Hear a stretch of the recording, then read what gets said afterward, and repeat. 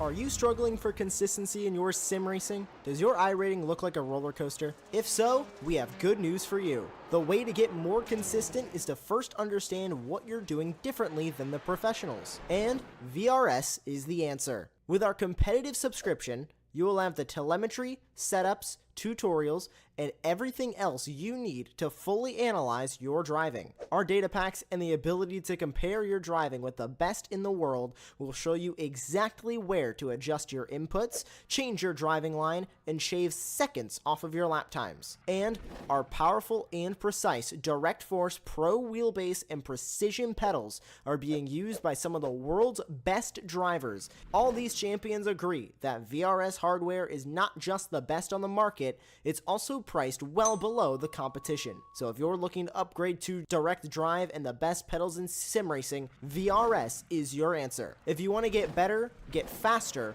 and make it happen sooner rather than later, you owe it to yourself to find out why so many people are switching to VRS. You'll be so glad that you did. Visit www.virtualracingschool.com and learn why the best use VRS.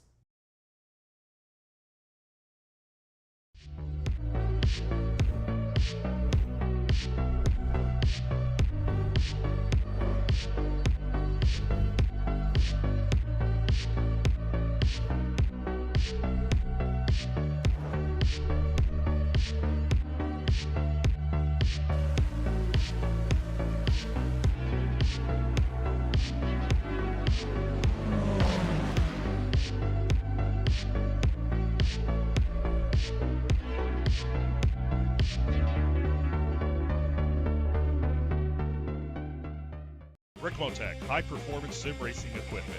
There's only one place to go, ricmotech.com.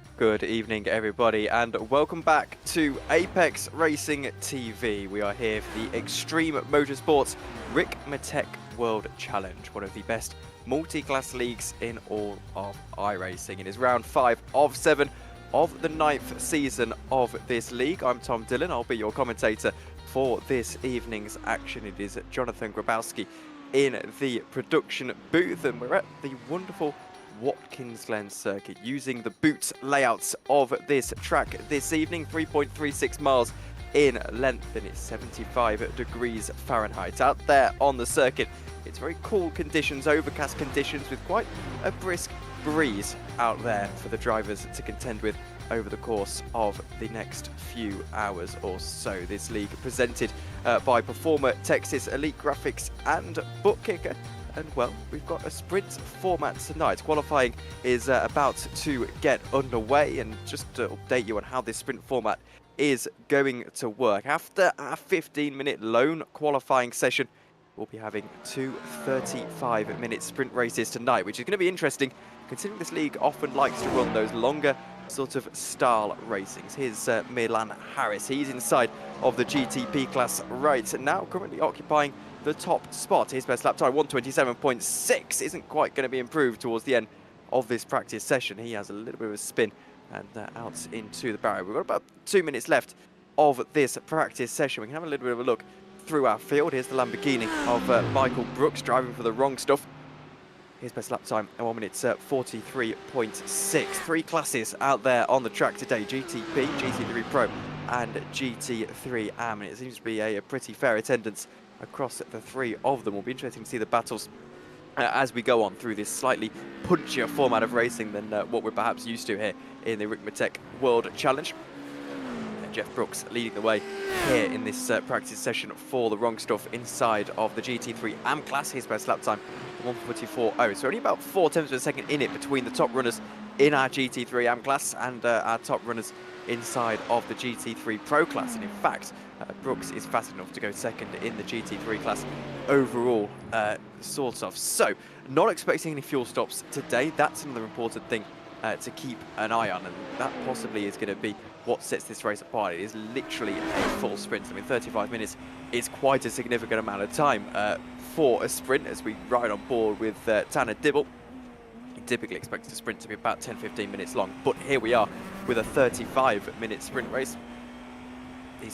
Obviously these cars designed to go much longer than that, being inherently endurance racing machines.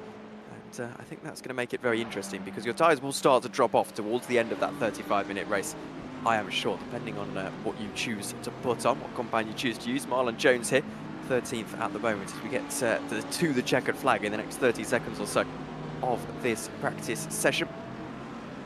And obviously the drivers aren't bound to doing a no-stop race. They are welcome to put less fuel in and go and take a pit stop at some point in the race, but I don't think it would be particularly wise for them to do that. But here is Marlon Jones. Will be, I would assume, finishing off his final lap of the practice. And whilst we're at it, we have got a little guide of this Watkins Glen circuit that we are ready to throw to as we get ready for qualifying.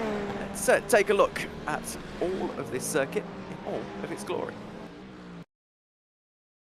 Welcome, everyone, to the incredible Watkins Glen circuit located here in beautiful Watkins Glen, New York. We are just up the road from Lake Seneca, and we are going to take you around a track that has just incredible character. It is a gem to drive. Well, let's get started as we head up the front straightaway.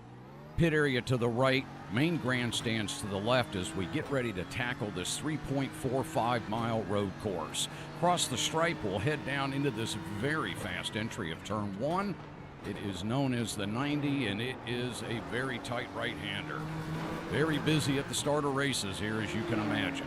Heading up the uphill S's here, we'll keep this throttle wide open up through this section. As we head back to the right, to exit out onto the backstretch. First slipstream opportunity for drivers here as they head down into the famous bus stop here at the Glen. Come down on the brakes. We'll take a little bit of curb on entry, not too much here. We'll come right back to throttle. Run up off the exit here and set up our entry into the carousel. We'll come right to the bottom, use that curb there to help get that car to rotate. Back to the right here, down through the chute, and into this left-hander. Very fast left-hander. Love coming off this corner. You can really carry a lot of speed down the hill here into what's known as the toe. We are in the boot section of the course here at the Glen. Known as the boot because an aerial view actually looks like this is a boot here in this portion of the course. Now we'll head to the heel of the boat. Heavy braking here down into this right-hander. Get that car to rotate. Track out up off the exit. Come back to the right. Set up the re-entry into the main portion of the course here, the NASCAR portion of the course. Back to throttle, back up through the gears. We'll head into turn 11 here. Very fast left-hand sweeper, come right back to throttle, let that car track up. We'll come back to the left and set up our entry for the final corner here at the Glen as we head up off the exit and race down the front straightaway here towards the finish line. There you go. There is your track guide for the beautiful Watkins Glen. Thank you for being with us.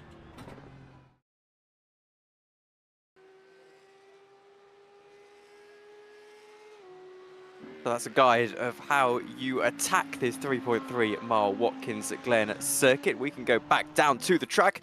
We're 3 minutes into our 15-minute lone qualifying session. All of the drivers have got 4 laps to complete over the course of that 15 minutes, and a few of those lap times have started to creep in right now. You can see at the bottom of your screen a few drivers improving. Ryan Reisman has just gone purple inside of his class, but immediately gone a little bit faster to someone else on this track. Here's one of our GTP cars. We'll see what the Cadillac can do as we go through. This is Ryan Ricmotech.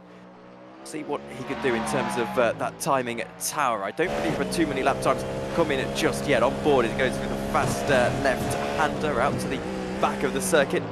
Dip it into the right-hander, last corner of the track. Let's see what Ryan Ricmotech can do as a banker. It's going to be in the 30s as he crosses the line. I think high 29s. He just about sneaks in. It's not the ideal lap time straight away. 128.8 actually, so it was a little bit delayed on clocking him over the line. It's not going to be fastest. He's immediately beaten to the punch by the Porsche. 128.7 for Takahashi. 130.8 for the only other driver to set a lap time so far. Dibble now goes fastest, so he goes up to the top of the order as well. 4 minutes into the session, first time in the GT3 AM class as well. 144.9 for Roberts as Halabi goes up into 4th position in the Porsche. It's Porsche 1-2 at the moment between Dibble and Takahashi. Ricmotech in at 3rd in the Cadillac, then Halabi in at 5th now as Horvath goes up in the BMW into 4th. So all of our GTP field separated by just under a second, about 0.8 of a second or so, as Dragota goes up to the top of the GT3 Pro standings. 143.9, 144.7, his nearest challenger in Hartley. So Hartley at the moment not quite on the pace of that race leader, but it is the 2 Aldis who are at the top of the order as it stands. Patton, Jacobs and Thorman, the rest of your top 5 in that class, with Brooks leading the way inside of GT3 AM. So it certainly appears at this stage in the session that it is the Aldi that you want to be in inside of this qualifying session at least. Very, very punchy car, very, very fast. And here is Brooks. We'll see if he's able to improve again on this current lap, although he's been very, very aggressive on the curve. I wonder if that's just lost him a little bit of time as he bottomed out potentially. BMW Grant goes up to the top, and that's not going to be an improvement because he's spun it on the racetrack. The number 85 goes round, and Brooks is going to have to go back to the pits and get himself revved up for another one. Here is one of the GTP cars. He's going to be going through his Grant. He's already at the top of the order, and he's got 2 temps in hand, the nearest Porsche, but I think this lap is more of a warm-up. He's just going to be, will either bring the car back in. I mean, I suspect he'd probably be resetting to pits, or he's just going to get himself set up to go for one more attack, keep those tyres in condition, and just make sure the car is all up to temperature and things like that. So it's BMW at the top of the order in Grants, 128.1. Dibble and Takahashi are the 2nd and 3rd place runners at the moment, 128.3 and 128.4 respectively. It's only about 6 tenths of a second separating the entirety of our top 5. As here goes Michael Brooks, top of the class in the GT3 Pro cars, and about 3 tenths of a second faster than the fastest GT3 AM at the moment as well. So he's comfortably flying highest in the GT3 class overall. And the Lamborghini absolutely flying at this stage in the session. Gets just ahead of those 2 Audis in 2nd and 3rd. Not a very comfortable margin though, just the 10th of a second or so. And I'm sure he'll be looking on this lap to try and improve a little bit more. But you haven't got a lot of time, only the 4 laps to try and get that lap time onto the board. Look at Ken Copeland, see what he can do. 144.8 across the lines, that's what he's clocked as. And he jumps up into 4th position. It's not a bad start for Ken, who's got himself into that top 5 relatively comfortably at this stage in the session, so he'll be pretty happy with that. Dragota goes into the pit lane, as does our 5th place runner inside of the GTP in Pozucek, so he'll be hoping to maybe get one more run in towards the end of this session. But we are approaching just about half a distance in this session. I said Dragota in to the pit lane, everyone else at the moment in the field out on the circuit. Grant still having the lead inside of the GTP class. GT3 Pros still being led by Brooks, as we're following Ken Copeland around once again, turning to Brooks. He's going to cross the line. What can he do? And by the looks of things, it's not an improvement, so he'll be hoping that this lap can perhaps be a little bit better as Speaker goes in to the pit lane.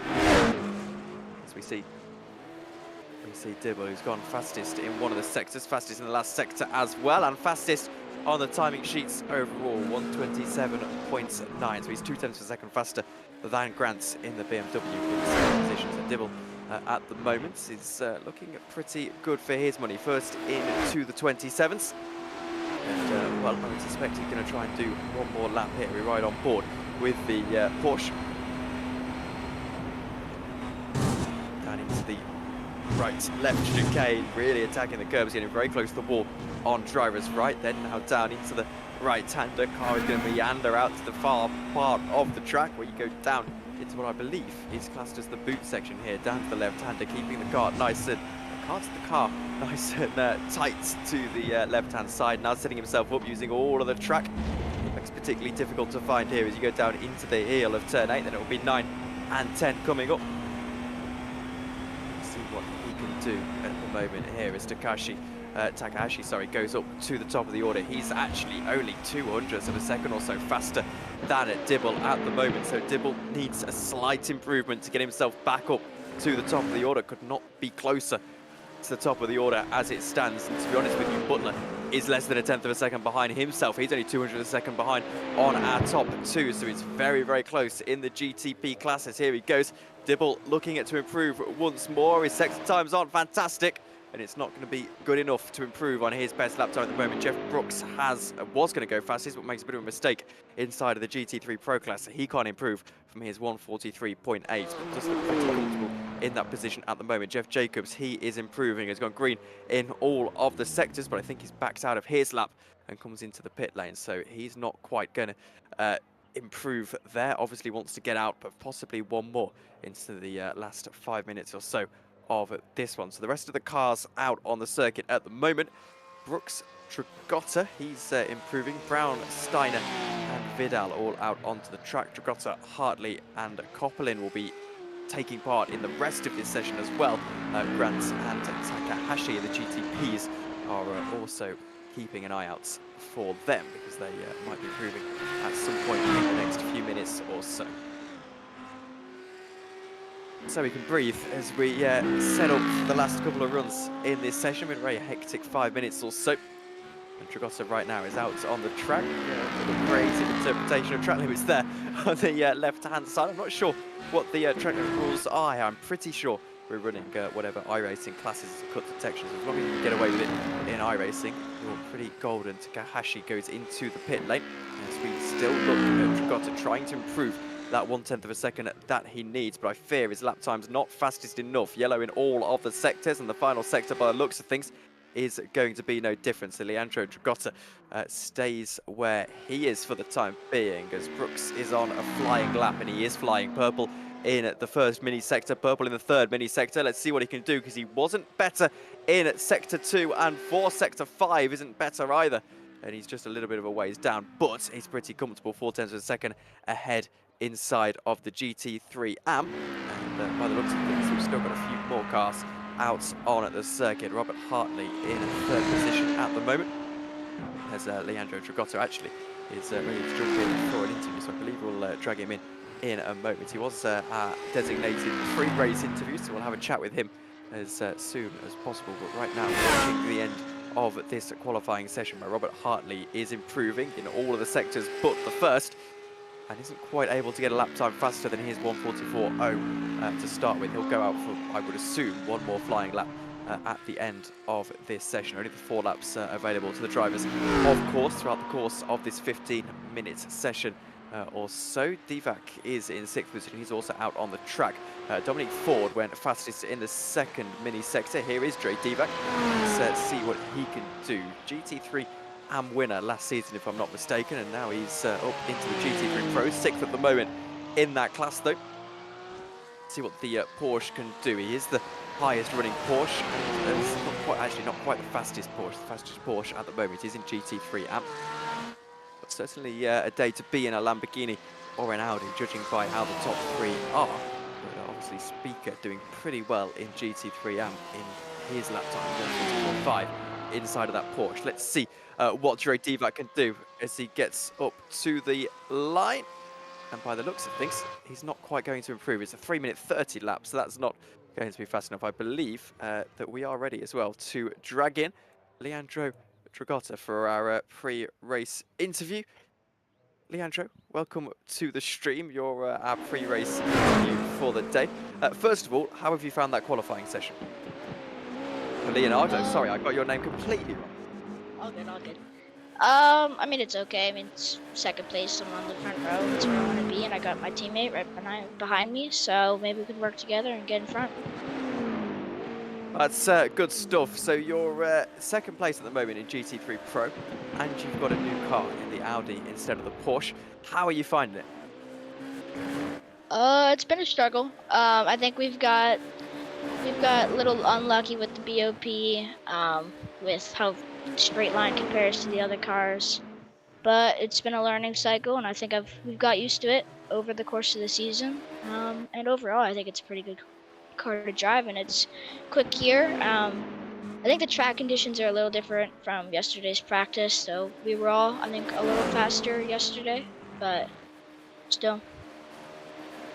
Yeah, well, encouraging signs then at this stage in the running. Obviously, it's a sprint format today. Top 5 is what's going to be inverted. How are you approaching that slightly punchier, shorter form of racing compared to the longer races that we run in? Well, now instead of like conservative and trying to save fuel, it's full push and just gotta make the most. I think if we finish now, I'm gonna be ahead of first place, so my teammate's gonna be ahead of me, so maybe we could just work together and pull away in the second one. But you never know. Well, Leonardo, we're right at the end of this qualifying session, so we'll get the last runs in. Thank you very much for talking to us, and best of luck in the race. Yep, thank you. Thank you very much to Leonardo Dragotto, who I butchered the name of initially. Clearly, I need to get a new pair of reading glasses. But we're just at the end of this qualifying session, which has been brought to you by Performer Elites, or Proformer Elites, I should say. And I believe we've had all of our cars finish their session. Now we haven't got one more runner out on the track at the moment, and it's Ford. Let's see what he can do as he gets to the line. This will be starting his final lap if he's got one more in the bank, and as he crosses the line, he's not quite able, he is able to jump up just the one position, slightly delayed again, and it's quite a dramatic crash into the wall. That's doing a Kevin Magnussen right there. And well, that car absolutely totaled. The damage model working at least, but he's able to jump up into the top 5. So checkered flag out on the circuit in the qualifying session, which, as I said, is brought to you by Proformer Elite. We can confirm your results for you in a moment. And of course, the grid for our first 35 minutes sprint race, where we get some fantastic aerial shots of this wonderful Watkins Glen circuit. At the wonderful Watkins Glen circuit, I can tell you that Fernando Takahashi out of Brazil has set the fastest lap time in the qualifying session, only 18,000th in the front row. Tanner Dibble having to settle for that second spot though. Jordan Butler and Grant are the rest of row 2, with Dominic Ford and Milan Harris making up row 3. Only 5/10ths down to this point, absolutely as close as you like. Peter Prosichuk from Canada and Ryan Reisman are row 4, with Elias Halabi and Baron Glover the rest of row 5. Bobby Childs and Nick Horvath are row 6 inside of the GTP class. Marlon Jones and Bill Mulfield, Bill Mulfeld, I apologise, the rest of row 7. As for the GT3 class, a mix of pro and AMs, not on the first row though. It's an all-pro lockout. Michael Brooks and Leonardo Dragotta in that new car, as he just mentioned. Robert Hartley shares the next row of the grid, the 9th row, with one of his AM counterparts in Jeff Brooks. Ken Coppelin and Ilias Speaker make up row 10. Row 11 is Kurt Roberts and Lucas Dragotta, with Aaron Beaver and David Patton, row 12. Move on to our next page, it's Dre Divac and Jeff Jacobs, an all-pro row 13, with row 14 Alexander Brown and Chris Thorman. The rest of the grid being amateur drivers, David Steiner and Joshua Vidal starting them on row 15, rounding out the top 30. David Killau and Blake Bingham, the next row of the grid. Andre Vederburn and John Casey, 33rd and 34th. Then it's Keith Stein and Greg Brockway, 35th and 36th. 37th is Daniel Krim, with Austin Cook starting out of position in the GTP class. I believe, as I can see on the grid, he's going to be allowed to form up with his GTP counterparts as we get going for our formation lap here at Watkins Glen. Should be a fascinating race then, 35 minutes, the first of 2 35-minute sprint races that will be taking place over the course of the next hour and a half or so. That qualifying session, very, very close indeed. These GTP cars particularly, very, very difficult to get up to temperature, so the drivers will be adjusting to that at the start of this race, that's for sure. This formation lap having paramount importance because of that. And given their pace, it could all come down to, and the pace, I mean, compared to each other, could very much come down to who has got the best of that tyre warm-up at this early stage in the race. The lights out on the safety car, that means it will be peeling into the pit lane at the end of this lap. We've got a little bit of time to chill. 3 miles worth of a circuit, which actually, for racetrack standards, not a great deal, as we see the number 83 at the top of the GT3 standings, waiting to get his race going as well. We can go down to the YouTube chat to see a couple of people who have jumped in to show their support for some drivers. Hello to Larry Lufson, who gives us a nice little wave. Kurt says, nice day, not many clouds. Well, sense a little bit of sarcasm in your comment there, Kurt. It looks very, very cloudy out there on the circuit. Not the most pleasant of conditions in this early March time. Getting to spring though, especially here in the UK, so hoping for a little bit of sun soon. Jelly for Sale winning the award for best username of the day. Says TWS bring it in. Double Brooks lockout, enthused about that. Anna Brooks says through in support of the Brooks. And then it's Joe Soso with TWS support as well, and Ingrid Burgos looking excited to get this race underway. We're about halfway through the formation lap then. You're looking at your GTP pole sitter, who will be starting behind in the 963, the Porsche safety car, which will peel into the pits in not too long. Excited to get this race underway. Will be interesting, this run down into turn 1 as we get to the very top end of the circuit.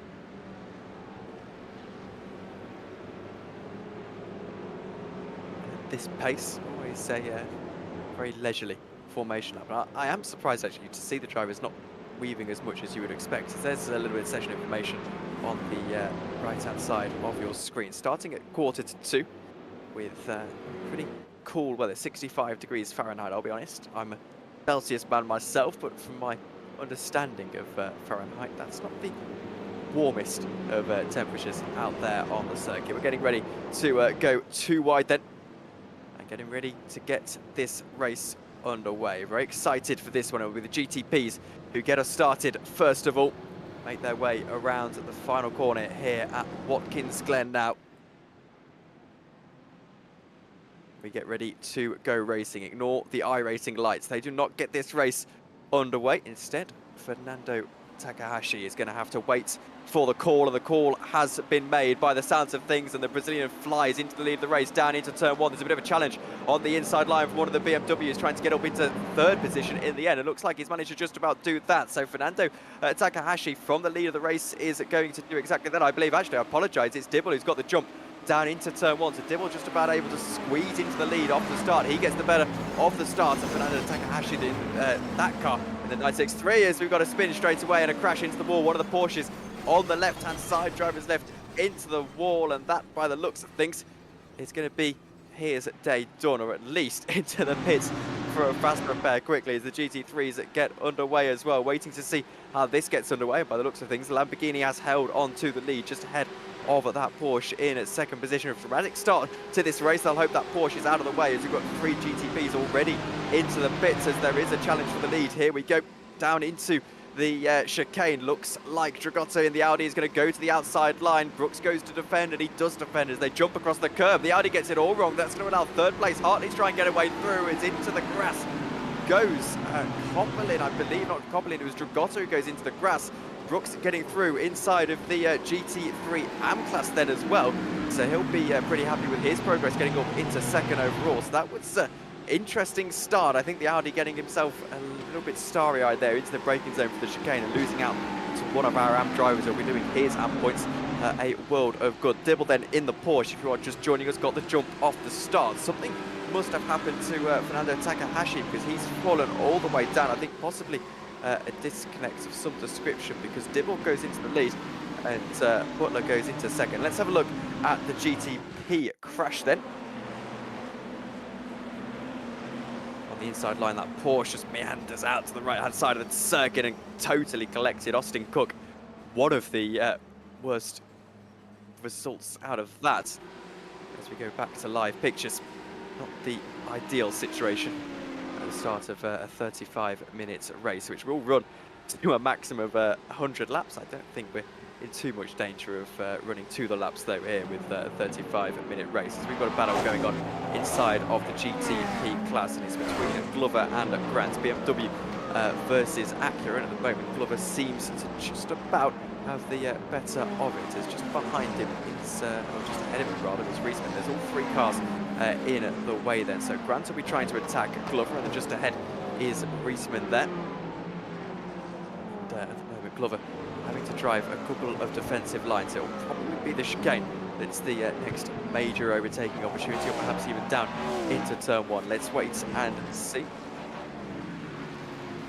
Going on in the GT3 as well. Hartley trying to attack, trying to defend, I should say. He's getting around some GT3 AM traffic, but under pressure as well from the number 15, who goes down the inside. This is a real opportunity. The Mercedes of Coblin slides through and into second position. So Coblin's able to find his way through. Let's see what he can do now, trying to get himself past that GT3 AM traffic. Hartley a little bit disappointed in how that's ended up for himself. GT3 AM leader just about ahead of him. We're on board with Robert Hart, who's trying to attack Coblin. Just overtaken him on this lap. 1.2 seconds in the GTP lead, by the way. 2.9 seconds for the GT3 Pro lead. But there is a little bit of GT3 AM traffic. Brooks actually second overall in the GT3 AM in the GT3 class, as Ford's made a mistake that allows a couple of drivers to jump up in the GTP class. He's fallen down into 6th position, and they're very close between 4th and 5th in GTP. And here is Ford. We'll see what happened to him. I think he's just made a mistake. He's gone off track. I'm hearing that, and he's looking very slow on the right-hand side. I wonder if maybe there's a bit of suspension damage. Let's wait and see. Here's what happened to him. Oh, he just gets oversteer into the corner, and there will be suspension damage, because that's quite a heavy clonk on the rear right of that car.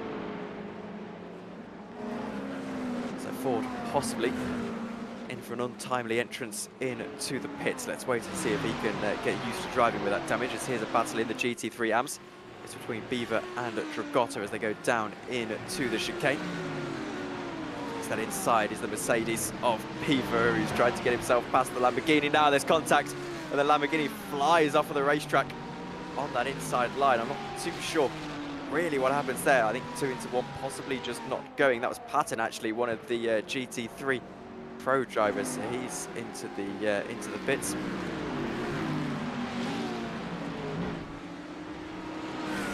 Watching one of our GT3 Pro leaders as we wait for that replay with Peyton. So he's on the inside line into the chicane, and I think he just jumped over the curb, you know. He's well to hold the brakes, and everyone else avoids him. So he gets a little bit of damage and has to come into the pits. But otherwise than that, could have ended a lot worse. So let's take stock of where we are at this stage in the race. A couple of battles going on. Hartley against Copperland. Copperland at the moment controlling that second place in GT3 Pro, with Hartley just behind him. Hartley only about 4 or 5 tenths of a second behind him, though, which is a bigger margin than it seems inside of the GT3 class, as they make their way down into turn 1. That blue Audi just putting that pressure on Copperland, who himself will be hoping he can get himself past Brooks, who's got 2.3 seconds at the GT3 Pro lead, and quite a fair bit of traffic behind him before he gets the next GT3 AM par. There we go then, on board Leonardo Dragotta. See what he can do, trying to get past that GT3 Pro driver, if I'm not mistaken, number 86, that he's trying to get past the GT3 AM. I apologise, getting my words muddled up. He looks to the inside line into the chicane. Should be a relatively easy move for Leonardo Dragotta. And he is through, and comfortably so into the chicane.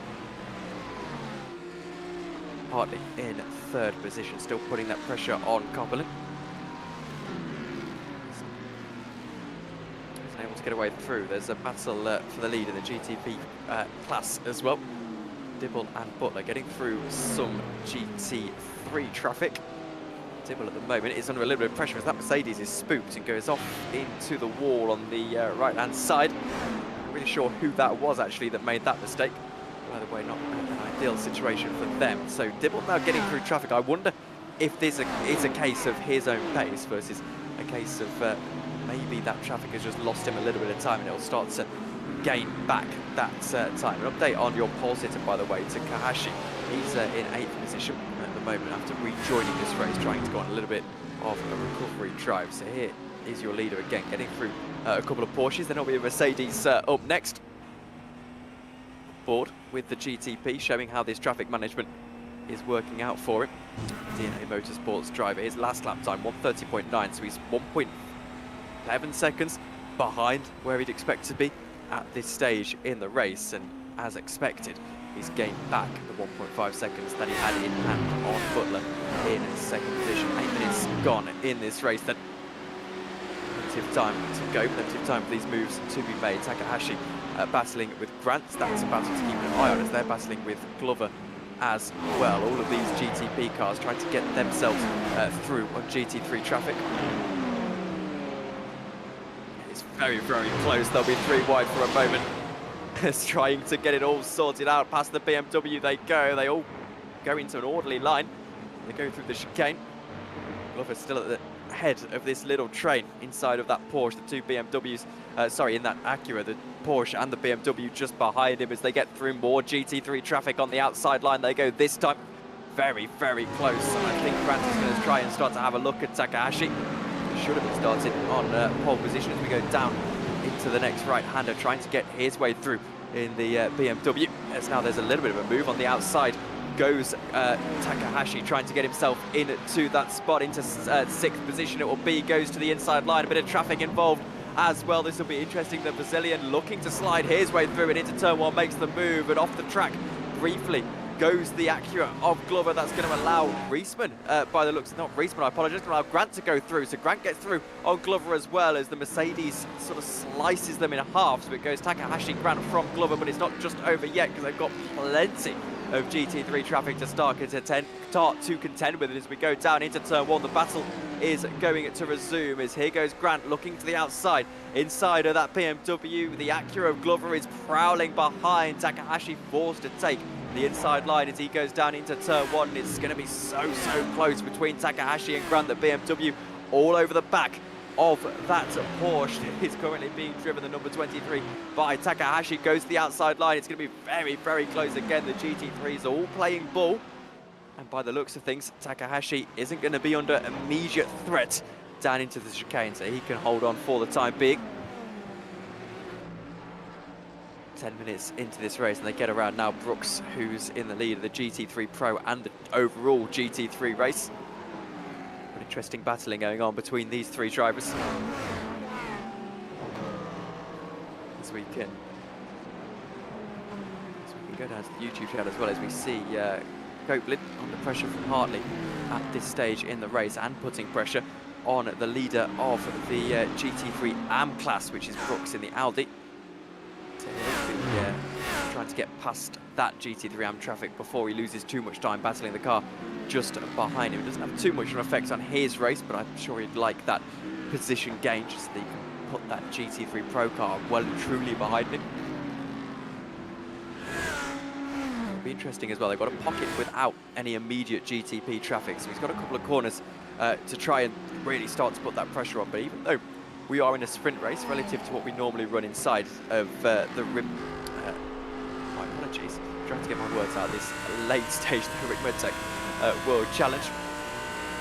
Obviously there's still plenty of time to make the move. Here he goes though, Mercedes to the inside line, going to get past the GT3 AM traffic, and I don't think it'll be fought particularly hard, although the Audi does look to the outside line, and the 85 holds on to the position. This might just allow that car just behind to start to put that pressure on that other Audi of Hartley, but he's really been able to catch up. It's not over yet though. The Mercedes trying to put that pressure on. He's going to have to look, I'm sure, to the inside line here into the chicane if he's going to be given the inside line. As you see inside the gearbox, inside the radiator of that Mercedes, out to the outside he goes, looks to cross the lines over. That's going to allow the Audi in behind, and he gets him and he spins him round. And that was Hartley. I don't think there was much in it. A racing incident from my first call. That is Copeland out of the equation for now. We have got a replay coming up of that. Here's what happens. So I think initially what happens is that Mercedes gets over the curb, and there's a touch there, and he spins round. So actually, the Audi just behind is a complete innocent party, and that is absolutely a racing incident for my liking.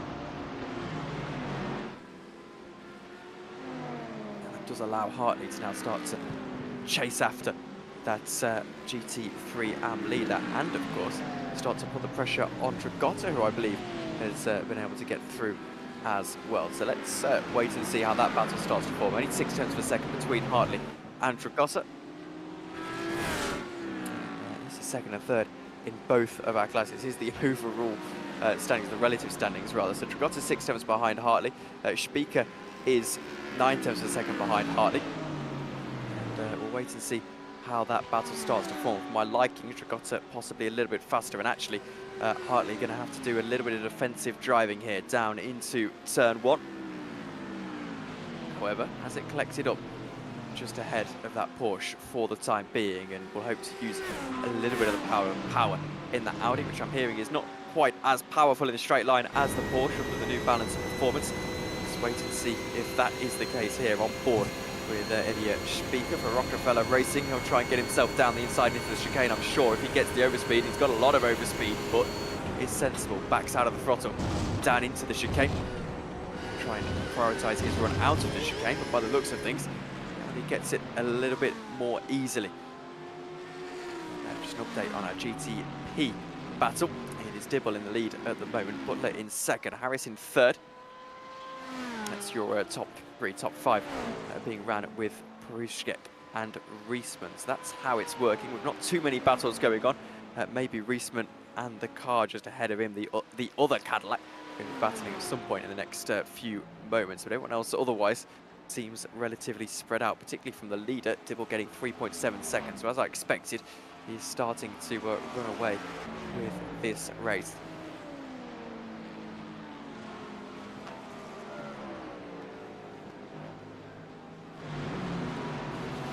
GT3 battle as we've got side-by-side action. A couple of the GT3 AM cars getting involved as well. Is that lap traffic on the inside line getting out of the way? I think it might be at this stage. So here's the battle for second. Speaker is about a second behind Hartley, who's only 6 tenths of a second behind Dragotto, who's operating out of second position at the moment. So the gap doesn't seem to be particularly coming down between the two at the front of this train, but that 86 car looking very fast, looking very pacey. Copeland trying to get himself up the field a little bit. He's got 9.9 seconds in the lead of the race, but he'll be looking for that GT3 Pro podium as he starts to attack one of our AM cars as he goes through into turn 2 here on board driver's eye with the Mercedes driver as he's trying to get a bit of a better run than that car just ahead of him. By the looks of things though, not quite going to get much of a better run. 155 mile an hour as he starts to approach the braking zone for the next chicane, and they'll get into the brakes nice and early to set up a run out of the corner on this number 97. There'll be 115 mile an hour at the apex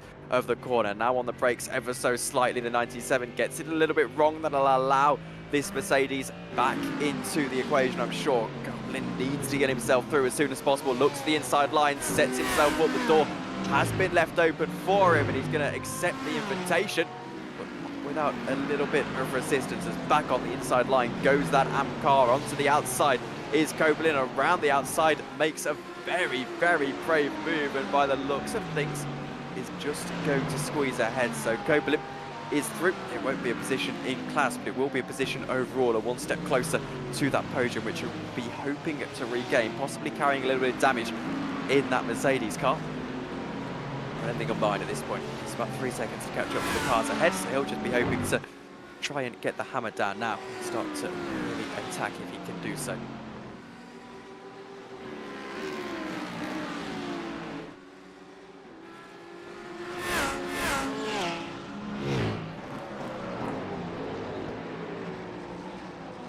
Ricmotech and Watkins having a battle in the GTP class. And obviously the GTPs have got that added little bit of into the equation. They've got to get past the GT3 traffic, and they were about a second separated. Watkins seems to maybe be a little bit more casual this time. By through to the final corner he goes of the track, and there's a very damaged Ferrari just ahead of them as well. That's quite interesting. Robertson Speaker, for what it's worth, inside of the or Specker, I suppose that's how you pronounce that name, are passing in the GT3 AMs, as that's really awkward for Watkins. Gets himself a nice gap to Ricmotech though, about 9/10 of a second, which is relatively sizable actually inside of this class. As Takahashi now looking to see what he can do ahead of Ricmotech. This is a bit of a recovery drive for the man who should have been on pole position. Not the ideal start for him, but let's see if he can recover up into a top 5 position. Remember, that will be pole for the next race, so I'm sure he wouldn't have wanted to start on pole for both races. However, it will give Takahashi the chance potentially into that next race to get a good haul of championship points as well. But it's all about making this move and making it stick, as we've just passed half distance in this race. We've got plenty of time to get it done. However, I want to get it done as soon as possible. Second separating 4th through 6th.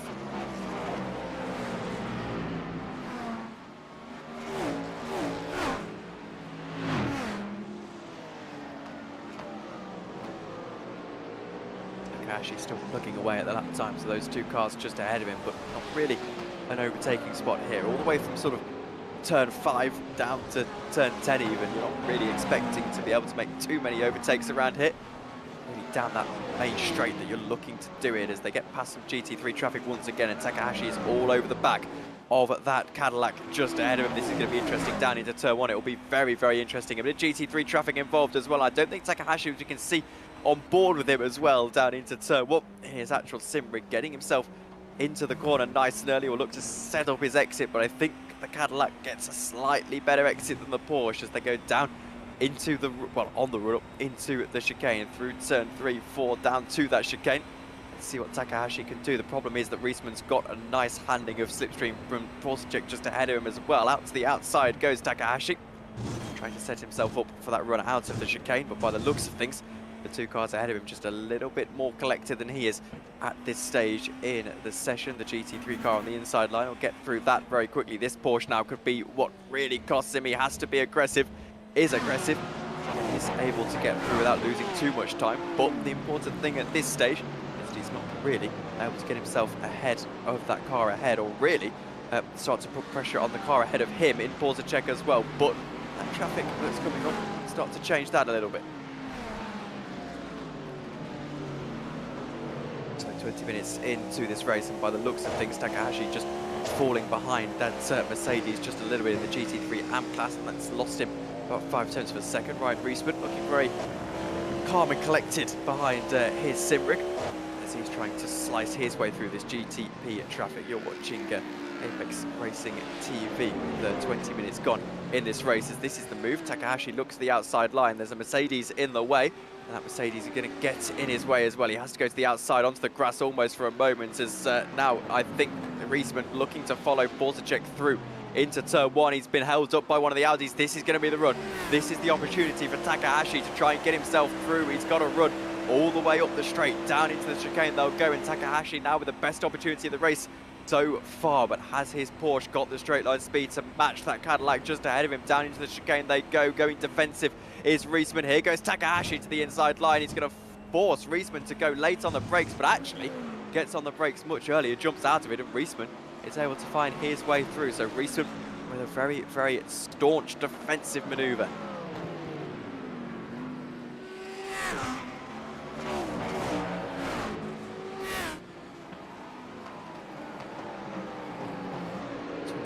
Minutes into the race, and by the looks of things, we have got the car that was in 6th position, so the GT3 Pro, into the pits. So we'll be keeping an eye on his progress as he rejoins. I can't quite see who that is. I believe it's Divac actually, who's down in the back of the field now. So not the ideal start for him. He's followed in by one of our GT3 AM cars. Here he is on board with Ricmotech. Well, there was on board with Ricmotech, 6/7 of a second behind Porsche.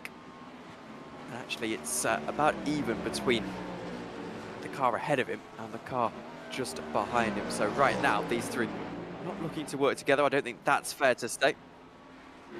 Essentially looking to at least run a little bit of mileage in this race. Here's Copeland trying to get himself past a bit more GT3 AM traffic. This, I believe, is, well, it's a red Mercedes. It's Roberts just in front of him. So where's Roberts? He's third in GT3 AM. So lots of progress to be made by Copeland. There's a bit of a GTP battle going on down into turn 1. I believe that's a lapping manoeuvre, possibly, but they carry on battling. We'll stay on board with Ken Copeland anyway. Down into turn 1 he goes. Needs to get past his GT3 AM traffic as soon as possible because he's still got a chunk of time to Hartley and Dragota, are still running 5 tenths of a second separated. They haven't really been battling throughout the course of the last 5 minutes or so, as there's a very wounded GTP on the right-hand side. As Roberts looks to the inside of the 86, that's Speaker, he's trying to get himself ahead of. But Specker at the moment isn't really phased by the attacks of the red Mercedes behind. He's not got a blue Mercedes to contend with. Oh dear, that's a very big mistake for the Porsche, who's going to lose 2 positions. It's not ideal at all. He'll lose 2 overall positions, 1 position in class, of course. And that's half the job done for Ken Copeland. He's now got to focus on getting ahead of that number 195 car that is just ahead of him. 22 minutes into the race. This is an interesting recovery drive from Ken Copeland, who, if you're just joining us, had a little bit of a spin earlier on in the race. He was battling with Hartley.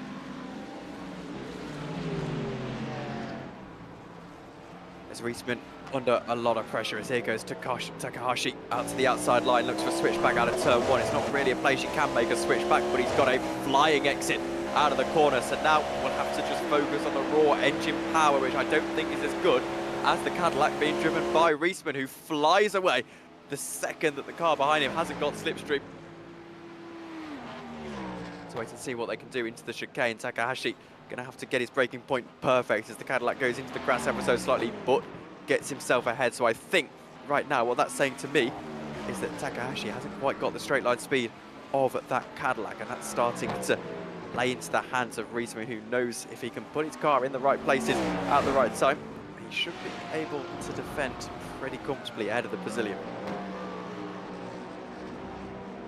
Heading into the last 10 minutes of this race, the last 8 laps or so, it'll be interesting to see if that's the trend that keeps going. Jacobs trying to get himself past Dragota in the GT3 AM class. So Lucas Dragota says hello to Stubby in the chat. Says ate dinner and fell asleep. I feel that. That's one of the more relatable comments we've got today. So welcome along to the stream. Hopefully you can, well, after your dinner and sleep, have a nice little bit of racing towards the end of your evening. But here is the 38 then of Jacobs. Trying to get past Leo Dragotta's brother. At the moment, not really able to make any progress ahead of that green window lidded window sticker. I'm not quite sure how you'd say that, but into the last 10 minutes of this race. Still absolutely all to play for. Just a quick field run through for you there. Dibble at the moment is at the top of the order, 5.4 seconds ahead of Butler. Harris is in 3rd. He's got a comfortable 5 seconds to Ricmotech behind. Ricmotech actually looking a lot more comfortable in the battle ahead of Takahashi, but Grant and Horvath well and truly in this fight. Well, not really Horvath actually, he's got Glover to worry about, but certainly Grant's possibly battling with Takahashi very soon. Brooks controlling the pace inside of the GT3 Pro class. He's in the Lamborghini. 2 Audis behind him with Dragota and Hartley are at 2nd and 3rd. So those two battling along. It's been 5 attempts for much of the race. Here's Jeff Brooks. He's leading the GT3 AM class. As Ian Patient says, Brooks Bros for the win. They're doing well at the moment, locking out the 2 GT3 classes. Amateur and professional probably make one hell of an endurance team actually together in the Pro-Am categories.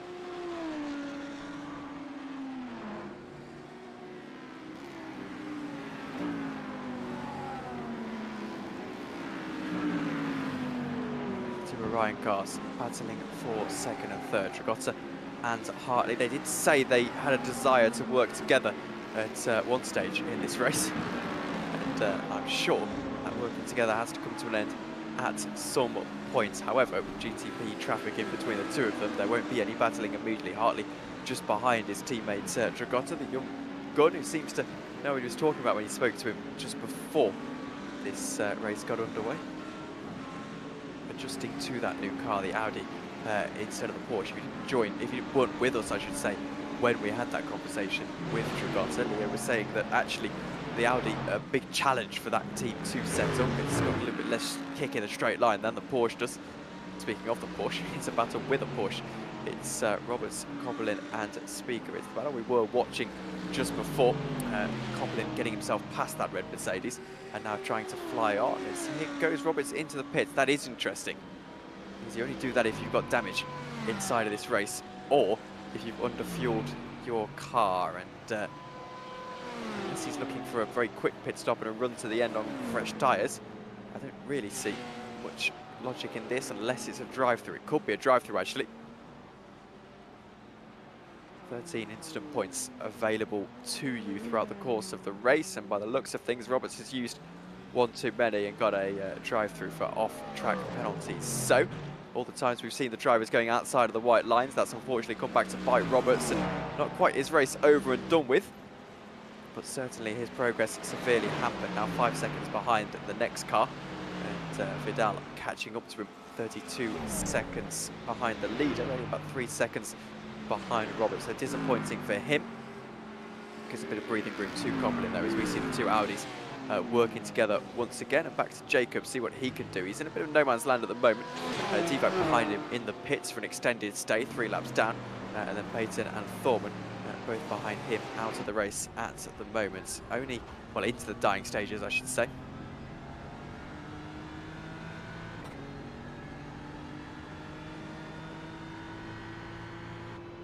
On board with Jeff Jacobs. Got a car just in front of him. I believe that's one of our GT3 AM drivers, and it's Lucas Dragotta. So let's see what happens here. It's 4th place in GT3 AM that he's battling with in the 119.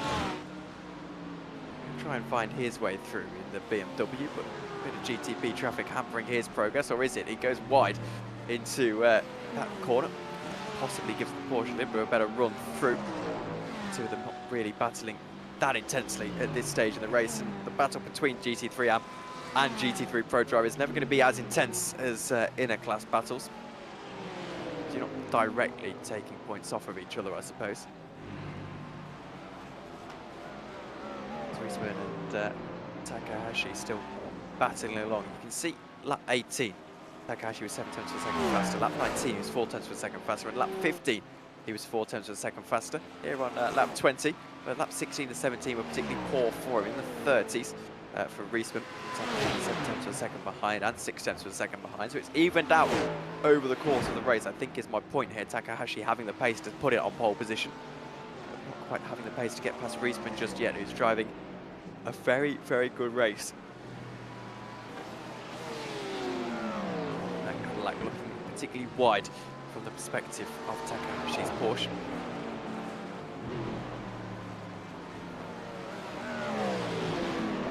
If you're unaware, on the plan after this race 5 minutes is still to go, so just a few laps left. We'd expect about 3 laps left in this race. So we're going to get our way to the next 35-minute heat 2. Where top 5 is going to be inverted. I'll double check the rules that I've been given, but I believe it's top 5 only in GTP. I know the top 5 in both classes, so the top 5 will be inverted in both classes, which means Jacobs will be on pole in GT3 Pro, Steiner on pole in GT3 AM, and it will be Takahashi on pole inside of GTP. So I wonder actually if Takahashi here has left a bit of pace in the tank, so to speak. Not trying to particularly get past Reisman. Make sure he gets that reverse grid pole position. Be a bit of smart race management from him, but only worthwhile if he knows he can win that next race, I'm sure. Because it will be Rolls for first and Reisman just behind him, which is sort of the point of the reverse grid. And obviously he's got the ever dominant Dibble and Butler, who has been pretty secure in his second as well, that he'll be contended with. Michael Brooks, a similarly dominant figure inside of the GT3 Pro. He'll be hoping to do the double today, all depending on how that race start goes. And he's going to have 2 very wide Audis in Dragotta and Hartley to get past, and that's before they've got past Coughlin and Jacobs, if that stays as it is for now. And by the looks of things, it looks like it will stay as it is for now. And obviously I should mention as well that it's going to be overall inversion between GT3 Pro and GT3 AM, I would imagine, because they all start together, so that's probably going to be how that's going to work out. And I don't have the overall standings in front of me right now, so we'll work that out as we get to the end of this race. We're still all to play for. It'll be interesting to see that second place battle between Dragotta and Hartley. I don't suspect they are going to battle along at this stage, secure the second and third for their team, Orion. terms of other battles out on the track, again, it'll be interesting to see maybe Harris and Butler if they start to battle. But Ricmotech and Takahashi are actually within a 1/10 of a second of each other, so we'll see what happens here. Takahashi trying to get himself past the GT3 Pro leader and the GT3 overall leader, and now Takahashi is starting to battle, so maybe there's not so much race management trying to secure a reverse grid pole. He wants to get it done inside of race 1 as well. Here he goes, looking to the inside line, but it's going to be defended by Ricmotech. He's going to have to go to the outside and get creative into the chicane. He's squeezed all the way to the outside. Ricmotech's line's compromised slightly. Takahashi getting the better racing line, but Ricmotech somehow with the better exit. Through the right hand they go. Takahashi getting the better of that one, and into the final 2 laps, I would imagine, of this race when we get to the line. Looks like Ricmotech is a spinning Mercedes just in front of them. Looks like Ricmotech defends for yet another lap. He's driving a very wide Cadillac and doing a very good job at it as well. But needs to get past the GT3 Pro traffic and the GT3 Am traffic as soon as possible. First is the GT3 Am Porsche. Gives Takahashi a little bit of a look-in, but it's only a look-in. As Dibble will be interesting to see where he is, whether he starts his final lap this time by. So he'll be starting his penultimate lap this time by. So he's got about 15 seconds in hand. I don't think he's going to really be slowing down. So these two are going to have 2 laps to battle it out. Takahashi knows that's all he needs. I think he'd be happy with 1 lap actually at this stage. He needs to get the exit out of the final corner, as here they go. He's all over the back bumper of that Cadillac. It's going to be a battle of straight line speed. He'll have the slipstream, Takahashi, but Ricmotech has got the slightly faster car on the evidence of today in the straight line. Into turn 1 they go. Takahashi looking very, very calm and confident as they go down into turn 2. It's a sweeping right-hander, completely flat out. Takahashi not having the straight line speed though. That Cadillac flying away. He tries to keep him in check out of the next phase of the corner. Down into the chicane they go, and he's got a massive overspeed. To the outside he goes into the chicane, looking to break down, but he can't quite find his way through and actually gets all loose, and that's going to end it there. Absolutely gutting for Takahashi, who gets a bit of oversteer on the exit of the corner, has to go onto the grass, and for my liking that is Ricmotech flying away into 4th position. So as Dibble will come to start his final lap of the race momentarily. You can see him making his way up to sector 3 now. That's frustrating for Takahashi. Had his go and just got a little bit overzealous. Dibble getting ready to start his final tour of the circuit. Then I don't suspect it'll take him 10 seconds to get to the line. The white flag is in the air. So white flag in the air, 15 seconds to go in the race. And Dibble will know that he's just got to keep it collected. A 10.9 second lead. It's been fantastic as Hartley's got past Dragota. They're battling inside of the GT3 Pro class. A little bit of a change of position for a moment, and then they change back. So Dragota staying ahead of Hartley. I wonder if there was a little bit of disobeying of team orders there between the two of them. I'm sure they've probably said to each other that we can battle, just make sure you keep it nice and sensible. So here are those 2 Audis. Or maybe it's even. Let's get to the end, and as time expires in the final lap of this race, let's try and battle on the last lap, just make sure we don't take each other out. But Hartley at the moment looking like he's having to settle to stay behind his teammate Dragota. And actually Dragota looking like he's gained a little bit of time. There's a very bare bones looking GTP just behind them. It will get through despite not having the greatest amount of downforce in that car as they take their white flag as well. So we'll track boast this battle as the Audi is off the line. Is that Dragota? And it is, and he gives his teammate the lead, not the lead, the second place in the race I should say. That's frustrating. It's a very, very innocuous mistake down into turn 1, and Hartley's able to glide his way through. Here's Dibble, then he's making his way around the final corner now. It's been a fantastic drive for him. Dominance personified in the first race of the day here inside of the Ricmotech World Challenge. And in the GTP class at least, Dibble gets victory in the Porsche by 10.5 seconds. Didn't really look back after the start of that race. Butler will finish in 2nd position. It won't be too far behind. Harris in 3rd. Ricmotech, I think, will finish 4th, but he's been under pressure from this lap from Takahashi. That's interesting. Takahashi gained a lot of time on the final lap. They're going to drag race to the line. I think Ricmotech will have it, and Takahashi knows that he's just got to throw the towel in at the end there, but a remarkable job to even be on the back of Ricmotech, given how that last lap ended. Now we'll jump to Mike Brooks, who's going to take a fantastic victory for now inside of the GT3 Pro class. Let's wait to see if he can get across the line cleanly. I don't think he'll be driving that car on on the edge just yet. 1.3 seconds what it's worth between Hartley and Dragotta, so those two won't be battling to the line, I wouldn't think. It's a further 1.3 seconds back to Coplin, who couldn't quite catch up, but he did a good job to get at least 2 seconds on them towards the end of this race. As here comes Brooks, another dominant drive in another one of our classes, and he's managed to get the victory by 9 seconds. His brother will be taking victory in the GT3 AM class shortly by just over 11 seconds, as there's a bit of a drag race to the line between two GT3 AM drivers. It's lap traffic, though. Brooks winning by 11.5 seconds.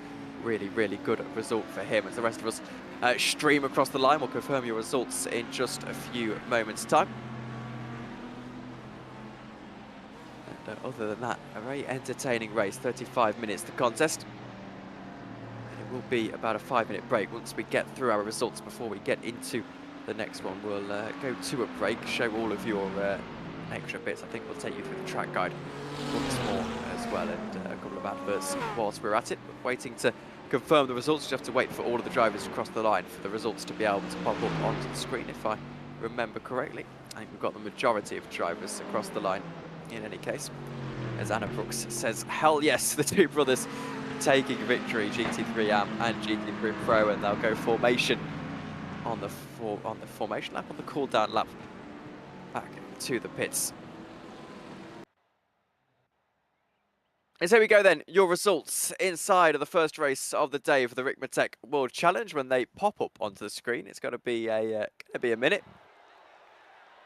And so we go, overall classifications then. So Tanner Dibble takes a victory inside of your GTP class by 10.4 seconds to Jordan Butler at DNA Motorsports 1-2, Rockefeller Racing, and Milan Harris in third position in the number 98, Ryan Reisman in fourth. Fernando Takahashi makes up the rest of the top 5, only 0.2 of a second behind Reisman, with Grant Horvath Glover, Foster and Marlon Jones, the rest of your top 10. Bill Mulfeld is in 11th. Michael Brooks has the victory inside of GT3, just ahead of his brother Jeff Brooks, who is in 13th overall, but second in the GT3s. Robert Hartley, Leonardo Dragotta and Ken Copeland are the down to 16th. Ilya Spiker and Aaron Beaver 17th and 18th. Then it is Jeff Jacobs, Kurt Roberts, Lucas Dragotta and John Casey down to 22nd. Alexander Brown is in 23rd with David Steiner and Andre Rederburn, the top 25. Greg Brockway, Joshua Vidal and Keith Stein, the end of your next page of results. And into the DNFs now. It is, David Kilaf, who is 5 laps down. Trey Divac next. Troubled races for these guys, unfortunately. Then it's Blake, Daniel Krim and Dominique Ford, the 33. The rest of your classifications, David Payton, Chris Thorman, Elias Halabi, Bobby Charles and Austin Cook. Ready for a quick interview in the driver of the number 38. We're going to drag in Jeff Jacobs. Jeff, welcome to the broadcast as we're getting ready to get ready for Heat 2. How did your Heat 1 go? Oh, hey, terrific. A great battle out there. Had to dodge a little bit of traffic, and, you know, when those GTPs come through, man, they move quick. But really great cooperation, I think, with the drivers out there. I had a good battle most of that race with Lucas Dragotta. I think he came up a little shy on fuel there on that last lap. He had to duck into the pits, so I inherited a spot, but he was giving me a run for my money. Man, I'll tell you what, at the front of this GT3 field, Michael Brooks and Jeff Brooks, a dynamic duo to start things off in race number 1. And we're going to see if they can pick their way through traffic when we invert that starting field for race number 2. Yeah, absolutely. It'll be interesting. And how are you going to manage this reverse grid? Are you just hoping to gun for it? You know, pretty much. I'm going to be so I'll be starting 8th. So the top 5 will invert, and so I'll be able to start from sort of right behind them. And I'm just going to try to get a good clean start in this time. See if I can hang on to that draft, get a little separation, from the field behind us, and maybe we can get a top 5 for the second heat here. Yeah, well, I'll be keeping an eye out. Jeff, thank you very much for joining us, and we'll speak to you soon. All right, great. That was Jeff Jacobs. And meanwhile, while we have a couple of minutes to spare here, we're going to take a breather on the broadcast and head to a commercial break.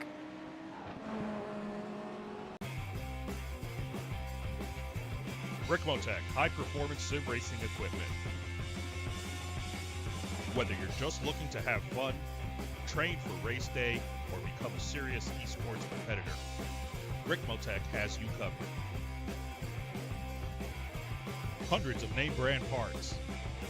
Support from experts that love sim racing. Trusted by the pros. There's only one place to go, ricmotech.com.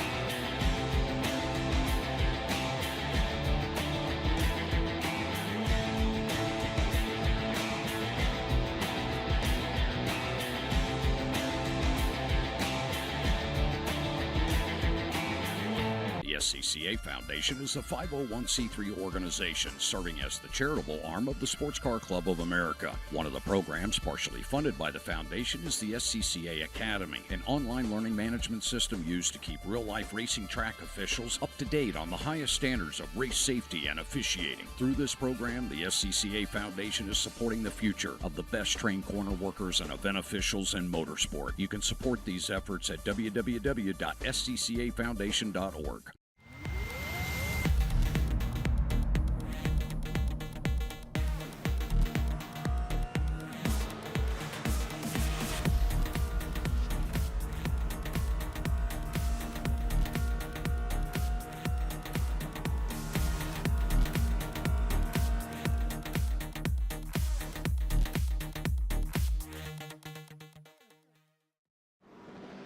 The search is over.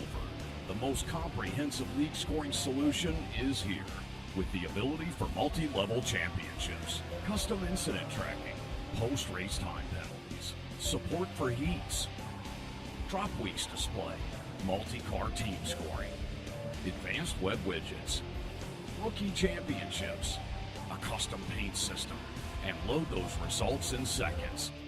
Visit extremescoring.info today. Ricmotech high-performance sim racing equipment. There's only one place to go, ricmotech.com.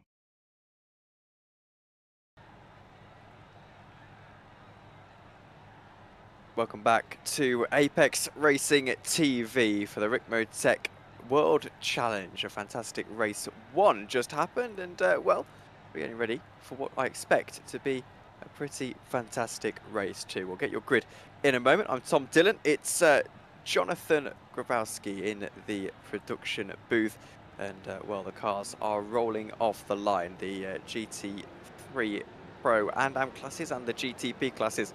The GTP will be the first of them. We've got to sort all of our inversions out and things, and then we'll be able to bring you your grid, I would assume.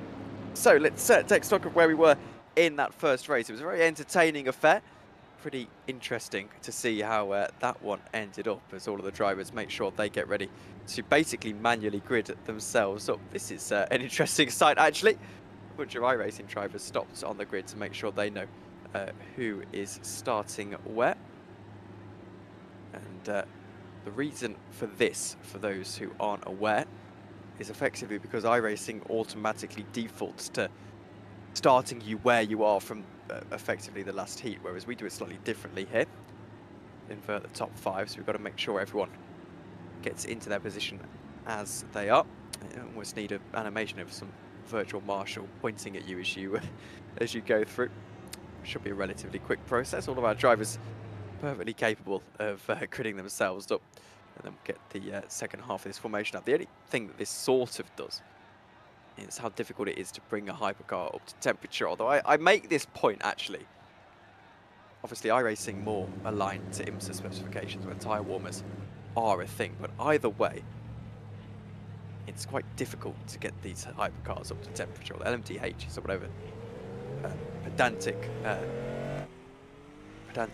classification when I make GTP, of course, inside of the American regulations, but all the same thing realistically. And it does mean that when they're a little bit cold, makes it a little bit difficult to get going. They drive very much like GT cars, actually.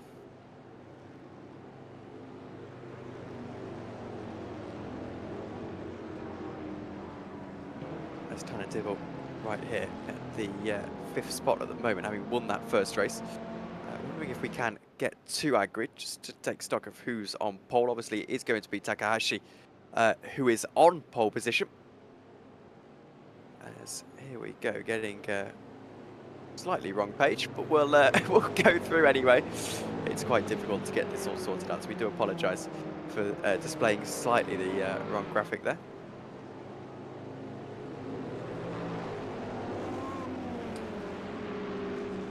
As I'm hearing, because of the inversion, it's not possible to bring you a graphic, but not a huge deal. But I can say that it's number 23 of Takahashi on pole position, and the GT3s will be sorting themselves out as well as these guys are going round. But not too long to go on this formation. Like you can see, the GT3s have sorted them out. It'll be the number 15 Mercedes, who is on pole position. Ken Coppola. Good start, good race for him in that last one. We've been slightly disappointed with the spin, but did want to recover from it. And obviously, on pole for this race, he'll fancy his chances of taking victory, but he will have to concern himself with the Brooks brothers.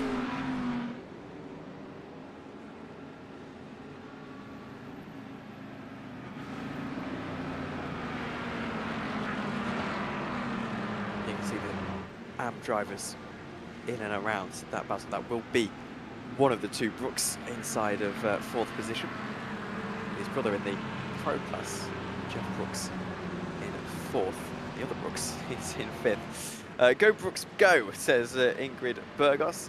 Thank you very much for your support on Apex Racing TV, cheering for the Brooks brothers. We had that very successful race one. Here we go then, getting ready to get underway inside of your GTP class.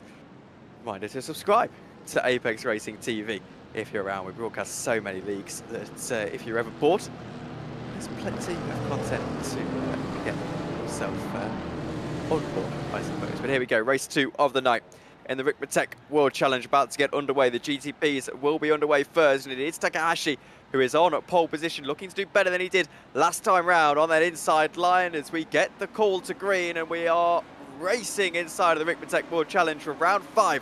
The second race of the day, 35 minutes on the clock, and it's a good start for Takahashi, who filters into the lead into turn 1. There's a change for second position. It's actually our second place starter doesn't get the greatest of starts at all. He's onto the outside line, are going to lose yet more positions as they stream through up to chicane down what is pretty much the back straight here at Watkins Glen as they make their way down into turn 2. Looks like it's Takahashi who holds on to the lead, but not unchallenged for that first position. The second position starting to put that pressure on him as the GT3s are underway as well. And it looks like it's been a good start for Ken Coblin, but he's under pressure from one of the Aldis as he goes through down into the chicane. I believe that actually is Dragotta. It's either Dragotta or Hartley. I'm going to be inclined to say it's Leo Dragotta as he goes out to the outside line. Can't find a way through there. He's going to be under pressure from Hartley, his teammate, just behind in third position. But at the moment, looks like Ken Goblin holds on to the lead of the race. So a good start for him. Dragotta 0.3 of a second behind. Hartley 0.6 of a second behind that as everyone else streams through. It's a little bit more of a clean start than last time, if you remember the Porsche flying around and being virtually out of the race at the very first opportunity. But right now, that battle for the GT3 lead is going to start to rage on.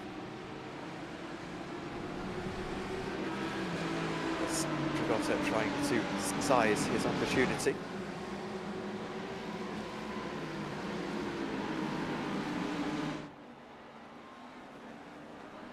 This is a pass for the lead inside of GTP. Iracing Takahashi, 0.3 of a second separated. Dibble is in third, 0.9 of a second behind himself. So it's all three well and truly up for grabs. Takahashi taking or losing the lead in the Porsche. Dibble in third, also in a Porsche. He'll be fancying his chances for Takahashi first of all, looking to get himself back into the lead.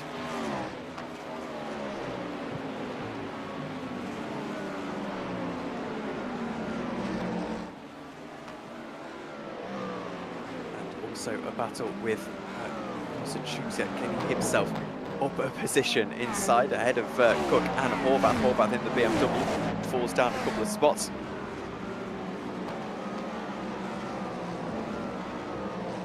Cadillac just behind, really putting the pressure on, or the BMW rather, of Horvath. You can always tell by those massive that massive radiator, very interesting into the right-hander. 5 tenths of a second at the lead of the field as the 510 looks to put the pressure on to the outside line. He goes, becomes the inside line, can't squeeze through on the BMW of Horvath though. Cook has to stay where he is for the time being. Takahashi 6 tenths of a second behind Harris, has gained a little bit of time on Dibble, who won't be particularly enthused about his pace in the first 3 minutes or so of this race. Here are the GT Pro lead, the top 3, all GT3 Pro drivers, Brooks and Brooks in 4th and 5th at the moment as they were. Got it in 2nd position, Coblin in the lead, and it's looking like it's going to be a matter of time before Ken Coblin loses the lead of the race. I'd be delighted for him to prove me wrong though and hold on to this lead. Here's Michael Brooks on board with your race 1 winner. Let's see what he can do as they go down into the left-hander, catches up a fair watch to Hartley into the corner, but out of the corner, just has to be a little bit cautious on the throttle. Don't want to run into the back of that Audi in 3rd position. Still a long race, still a long time to go for Brooks to make his moves. He knows he's got the pace on all of these guys. He knows he's got the pace on the entire field, so he just needs to be patient. Let's see what Leo Dragotta can do as he goes down into turn 1. It's 2 tenths of a second. It's coming down as well. He might just be able to look to the inside, but isn't able to find a way through. Your top 3 separated by just about 8 tenths of a second. Your top 5 only separated by 3.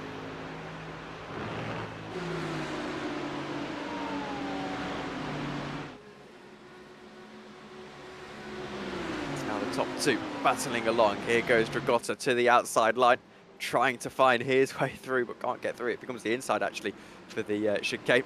Ken Copeland again puts his car in exactly the right place. Hello, Jelly for Sale says, run away, Ken. It's a good chance for him. He's doing a good job at the moment, but he's got a very, very fast driver in Dragotta to keep behind for the entirety of this race. 30 minutes still to run. Here's the battle for the lead inside of your GT3 AM-Class. Brooks has the lead at the moment. His benefit is that he held the pole position in the GT3 AM-Class by finishing in 2nd overall inside of that last race. That's his benefit at the moment, and he's obviously been able to hold on to the GT3 AM lead. The winner of GT3 AM, for what it's worth, gets themselves into position inside of the GT3 Pros for the next season, which will be season 10, of course.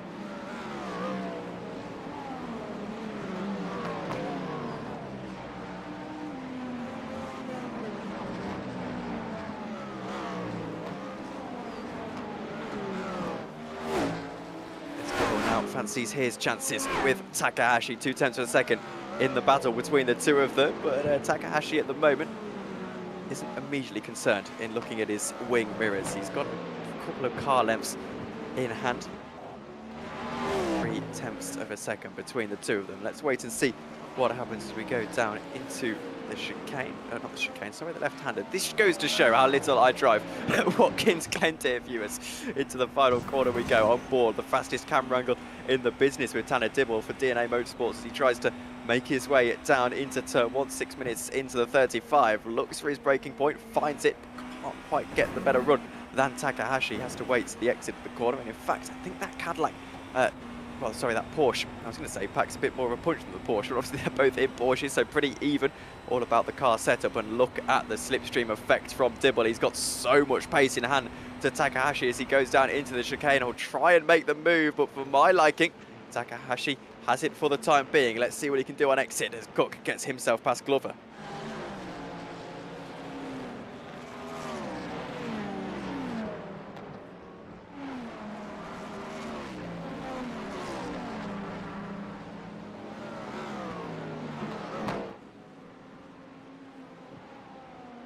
Here's Bobby Charles off track down to the right-hand side. Not quite the ideal situation for him. I think he's got away without damage. Let's have a look what happened. If I'd guess, he's either hit the curb or he's hit the grass. And that's exactly what happened. The curb unsettled him. And flat-spotted tyres, but otherwise, car is in ship shape and he's okay to carry on. So I don't think he'll be too concerned with that. Just needs to get the hammer down now and start to chase after.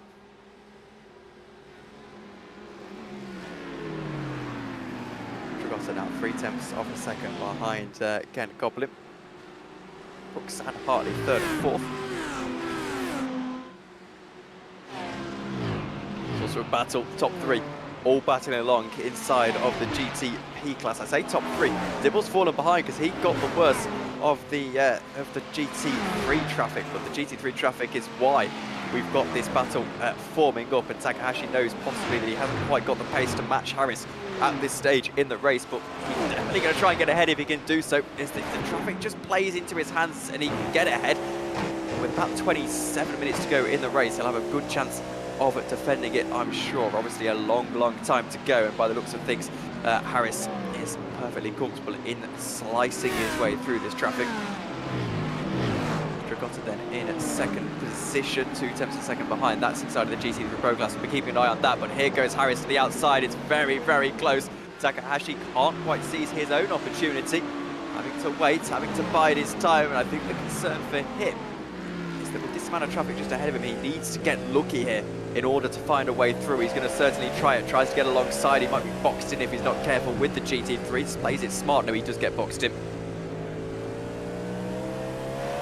That looks like potentially as they get through the GT3 leaders as well, I have to mention. So this is going to start to play into the hands of potentially Dragotta, who will have a chance to possibly, I was going to say have a chance to get past Ken Copeland, but he's going to be overtaken by the GTP cars. Nice and simply as Dibbles into the pit lane. That's going to take him out of the equation for the race. He locks up all the way into pit lane. I can only imagine that's a pit, not a pit speed penalty, but a track limits penalty. And possibly he's going to have to serve a drive-through, which isn't an ideal situation for him. Ricmotech also into the pits, I can only suppose for the same reasoning.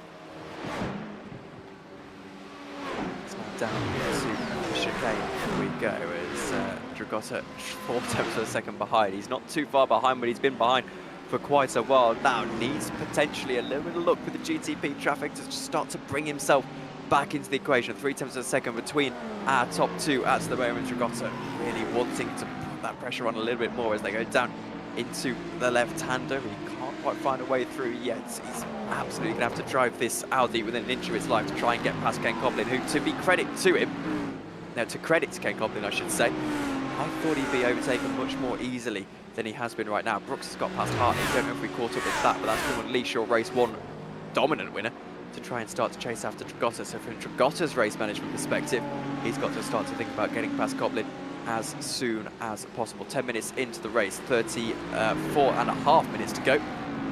Let's keep an eye on this battle because the top 3 are about to get very spicy indeed.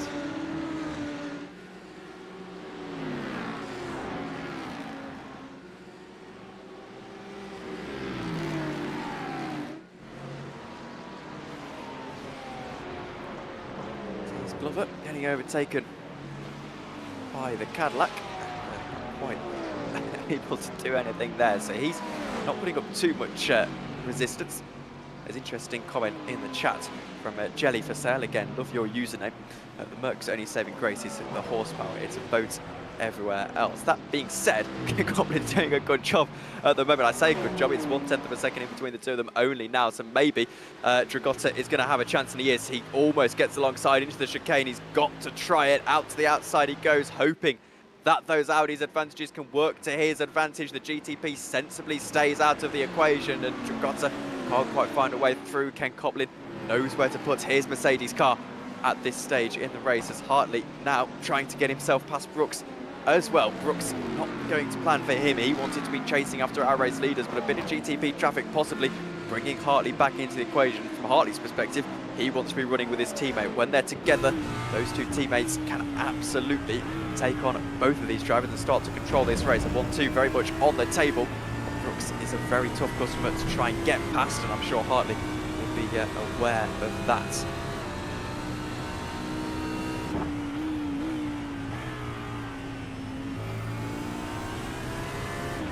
So the right-hander they go. A little bit off the track for Brooks. Needs to be careful about his track limit points. We've seen that catch a few drivers out so far today. Catch a few drivers out as we go on throughout the race as well, as the GT3 amp traffic getting involved as well. That's Brooks just behind. So the two Brooks, it's Jack Brooks though, just behind. We'll be trying to start to battle with his brother, though I wonder if there's going to be a little bit of brotherly love in between the two of them. But stops any battling that would affect the other Brooks' chance of going on to win this race. Grant gets past Butler, who comes into the pit, so he's out of the race. Something's happened to Butler, and I think that's a disconnect from what I can tell. Let's have a look at a replay. This will tell us if it's disconnect or if something more dramatic has happened on the track. He seems to be braking quite early, goes into the corner, or he's just skipped over the curb, and there's only one result of that. That is a dramatic crash out of the race. That is not a disconnect. That is quite a dramatic meeting with the wall on driver's right as you go through the chicane. Battle for 7th position between Porzachek and Dibble. Dibble at the moment seems to be pretty comfortable in 7th though.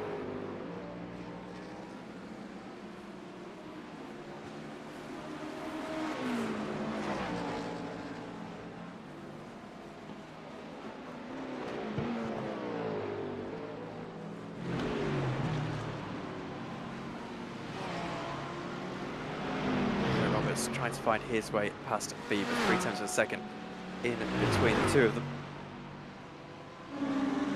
Only the 20 minutes or so, 21 minutes still to run in this race, and not a lot of time to get your moves done now. 20 minutes seems to be one of the more standard sprint race formats, so well and truly a sprint to the end. Obviously the added thing that you have to sort of keep your tyres in check in this one is towards the end of that stint. Maybe not for the GT3s, but certainly for the GTPs could potentially be a factor as out of turn 1 we go. Roberts really going to start to try and put the pressure on, but I'm sure he's going to really be able to do it. This is for a podium position in GT3 AM, of course. We do start to tick over 20 seconds, so we're officially 20 minutes to go, mark, quarter of an hour into this race. See an interesting battle going on between these two drivers. Should mention Harris, as I expected, has started to pull away from Takahashi. He's up to 3.2 seconds. 6.8 is the gap further back to the BMW of Grant, Cook and Horvath, and the rest of your top 5.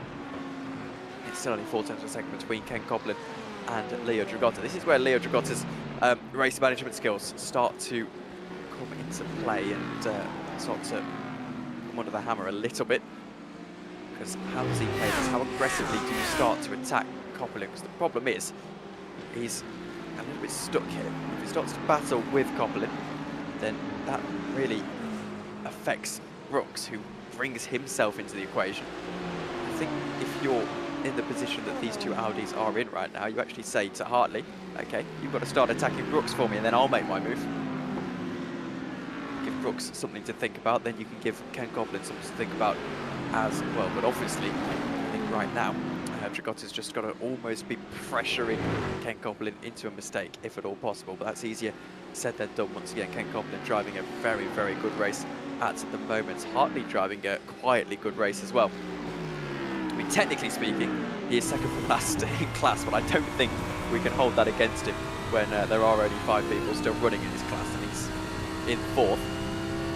Still a very good chance of a podium and keeping pace with a man who dominated race 1. That's interesting. That's a GTP car going down the inside and giving Dragotta the run potentially out of the corner. They go. The Mercedes a little bit more horsepower. However, that Audi in the slipstream. Let's watch it from Robert Hartley. He's on board trying to see his teammates getting through as the window wipers. I'm not sure what the reason for that is, that we have got rain now in iRacing. Here goes the move to the outside. Goes Dragotta. Ken Coplin going defensive. You can't quite see Dragotta, but I don't think he's been able to find a way through. He's not. However, he's so close. This brings Brooks, as I said, right into the equation. What can Dragotta do? He's so close to the lead of the race. He can taste it, but he can't quite get through. And by the looks of things, Dragotta has to stay where he is for the time being. But that brought Brooks well into the equation for a moment.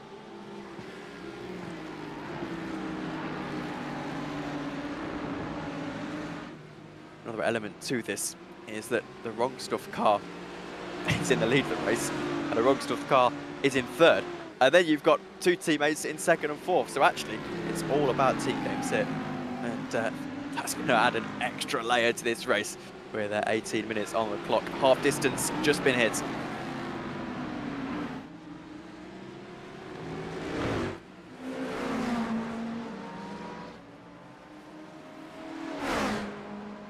as Grant, he's trying to attack Takahashi as they go down into the right-hander. We'll look to the outside. It's a sweeping, slightly off-camber corner. Takahashi gives him just about enough room. A little bit of a wheel bang, but the BMW on what now becomes the inside is going to slide his way through and up into second position. Takahashi not done just yet, though. He stays to the outside. It will be the outside, absolutely in Grant's favour, but Takahashi's brave and on the outside line carries more speed. That is some impressive defensive driving. You hit the grass though, need to be careful with that. In iRacing, the grass is like ice. So difficult if you hit that grass to, well, so easy if you hit that grass to spin around. Takahashi at the moment produces a pretty interesting defensive drive as Daniel T, I should say, and Denis Takahashi say go Taka. They're cheering on our second place runner. Grant's a former GTP champion in third position, quite able to find his way past Takahashi. Obviously, if he was to start to challenge for the win of this race, he would have to get a move on right now, but the lap car's not really doing him too many favours, and now he's under pressure from Cook just behind as a battle between Dibble and Halabi.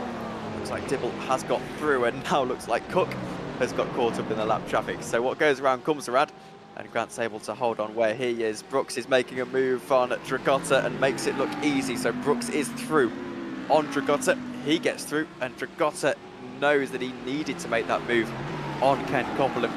And I think maybe his chances of winning this race have just, at least for the time being, started to dissipate as Tanner Dibble has crashed. He's out of the race. Oh dear, I can almost sense what's happened here. Into the chicane we go. And 2 into 1 doesn't go, I'm afraid. And that's 2 cars, presumably out of the race. That's a total front destroying for Halabi. He's able to keep going though, but purely for points now, I don't think he's going to be too useful in terms of pace in the rest of this race. Dragotta, by the way, hasn't given up just yet. He's going to use that GTP traffic to his advantage. Try and get himself back into second position. If he can get into second early, then he can start to chase after Ken Copeland. He'll be 3 wide with the GTP very briefly. As now to the outside goes Dragotta. This should be a move. It should be relatively easy for him. Hartley tries to follow him through. It won't be relatively easy. As by the looks of things, Brooks holds on. Now, what do you do if you are these two teammates? Do you switch the cars, try and give your teammate a go? Probably what I'd start to think doing, maybe, because this GTP traffic is really getting involved. Cook and Grant's starting to battle. Cook is at the back of the train. Grant's just about in that third as Dragotta goes onto the grass. Hartley not getting it totally secure either. This is going to give Brooks a little bit of time loss. Brooks leaves the door open for Dragotta to have a look, but he's able to just about hold on, so Brooks is okay for the time being. Ken Copeland, though, a massive 1.3 seconds at the lead of the race. This is playing absolutely into his hands with 14 minutes to run in the race.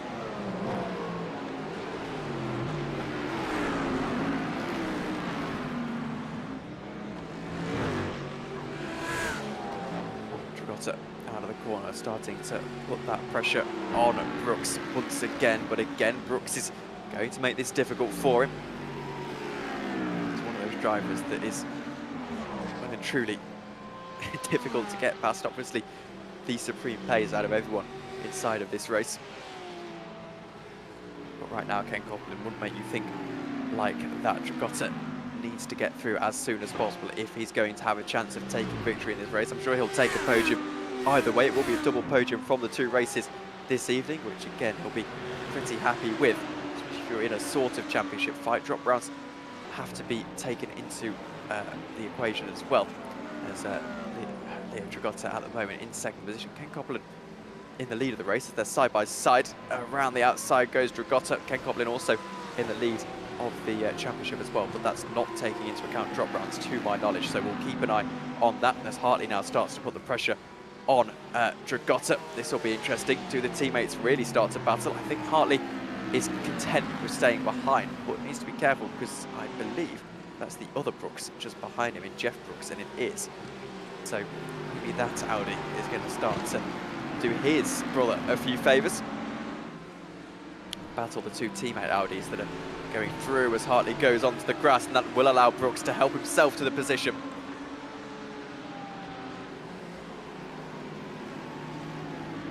Hartley made it far too easy for Brooks to find a way through. That is the GT3 AM leader, who is dominating the GT3 AM race at the moment, finding himself into an ever more comfortable position, although with even more lap traffic just ahead of him. You can see the GT3 AM second place just behind, 2.7 seconds down the road. And into the pits goes the Porsche, almost holds up Hartley. So now we've got a little bit of a stretching out as Ken Coplin, championship leader, in the lead of the race by 1.1 seconds. Brooks in second, Dragota in third. Expecting Dragota to really catch up to Brooks and Coplin. But the next few laps will be telling. We'll be keeping an eye on that for as long as possible.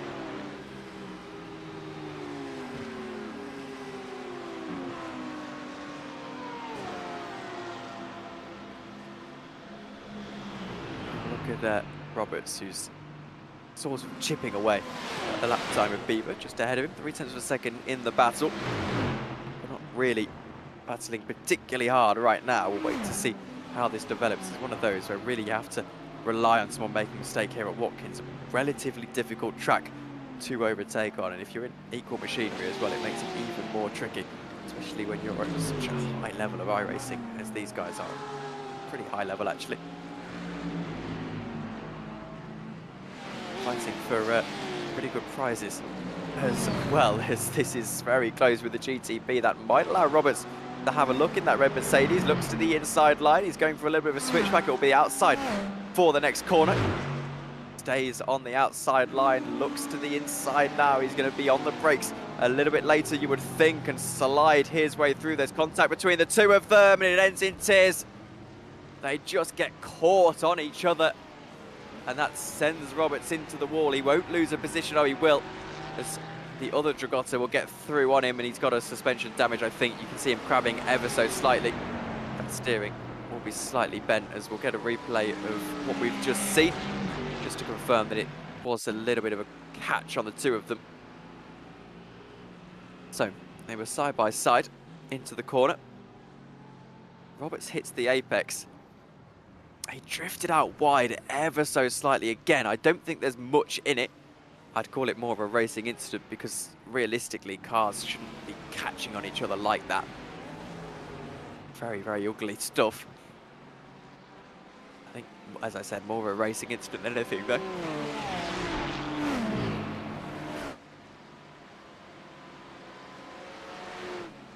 Brown and Dragota then, the next battling drivers.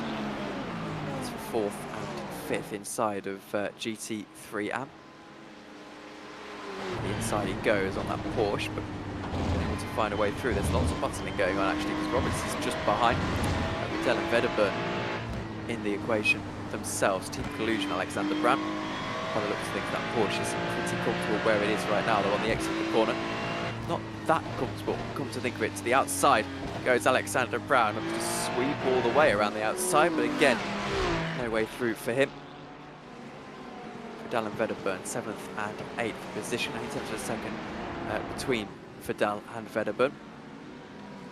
Here is Vedderburn in 8th position in GT3 AM. All red Porsche, or orange, or pink. It's a mixture of the three of them. And that gap visually looks quite sizable, so I'm not really sure he's going to be fighting that too hard in the immediate future. Still the 8 minutes to go in this race though.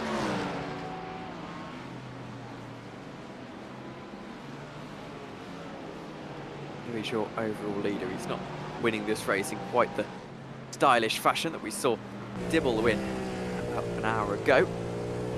But either way, Harris has a comfortable lead of 3.4 seconds for a very, very talented driver in Takahashi, and that is close, you know, for the GT3 car, getting in the centre of the road. But, well, Milan Harris stayed calm and went to the bottom side of the racetrack. I think for Takahashi right now is that he's got some battling going on for himself. Grant and Cook close to each other and close to Takahashi as well, so it's a three-way fight, really. You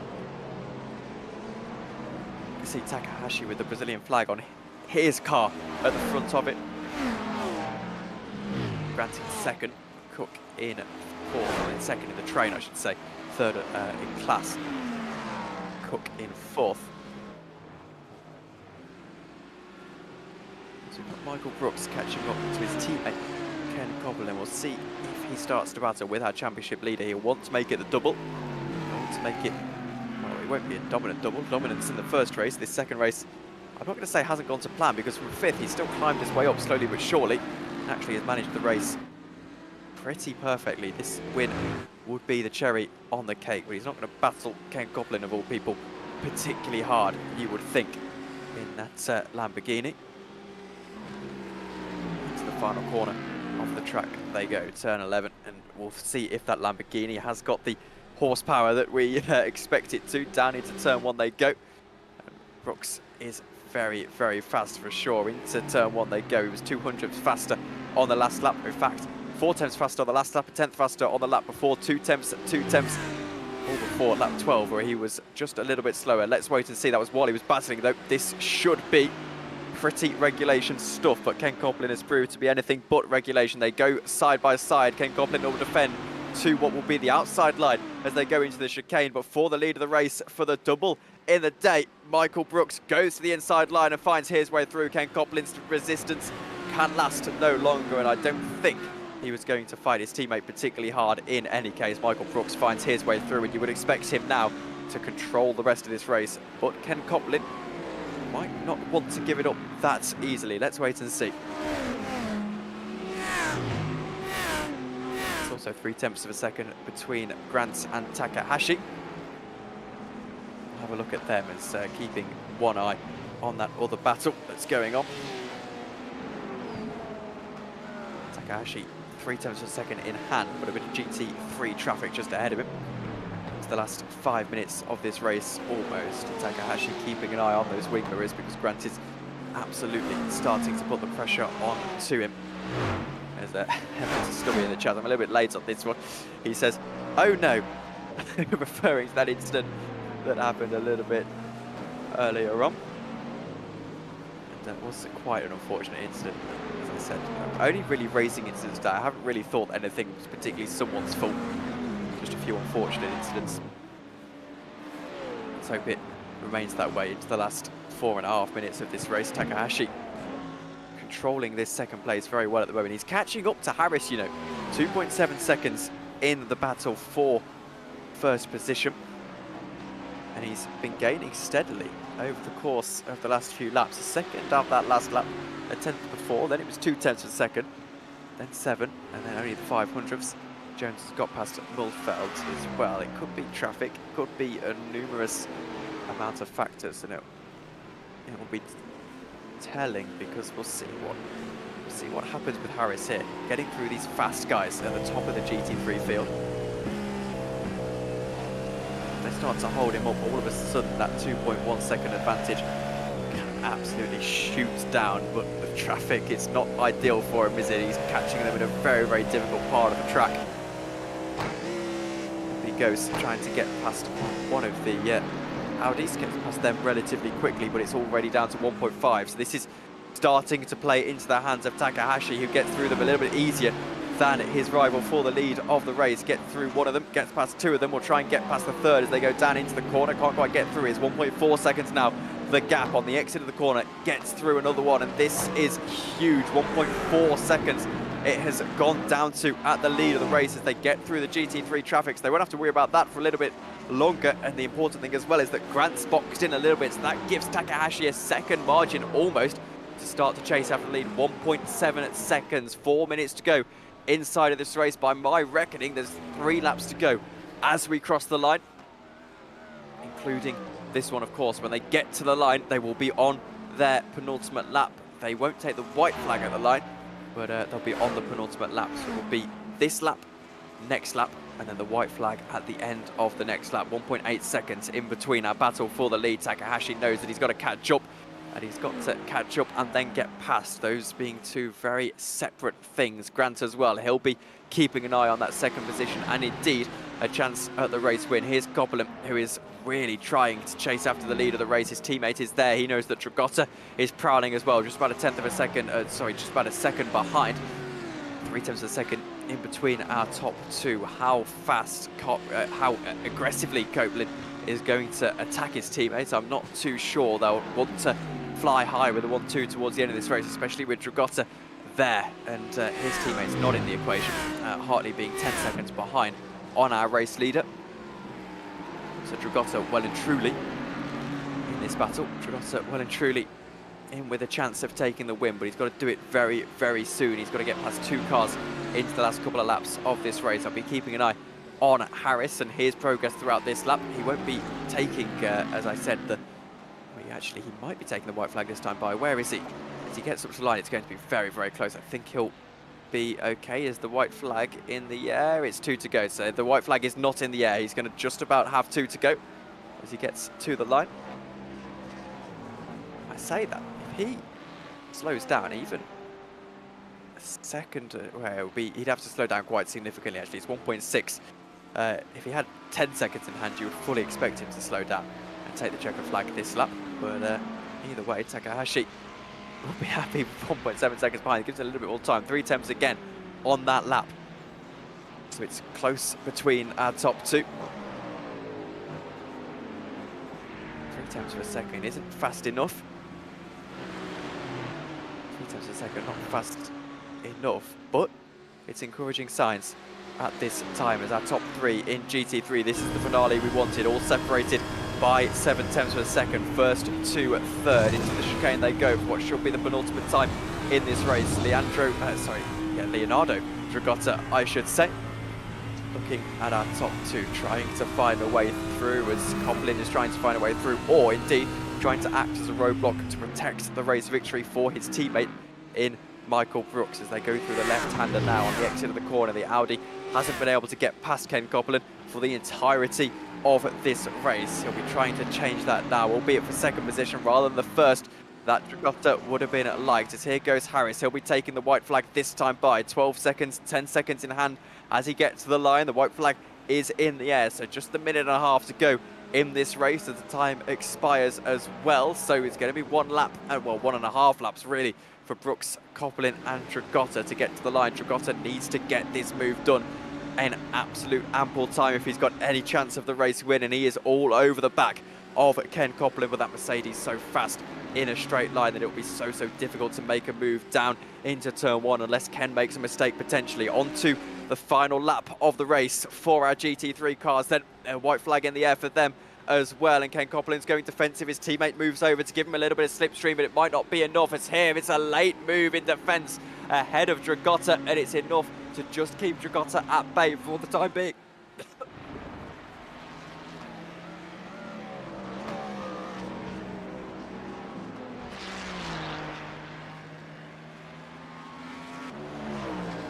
There's Harris, excuse me, defending for the lead of the race. As I've lost my voice, that was awkward for a moment.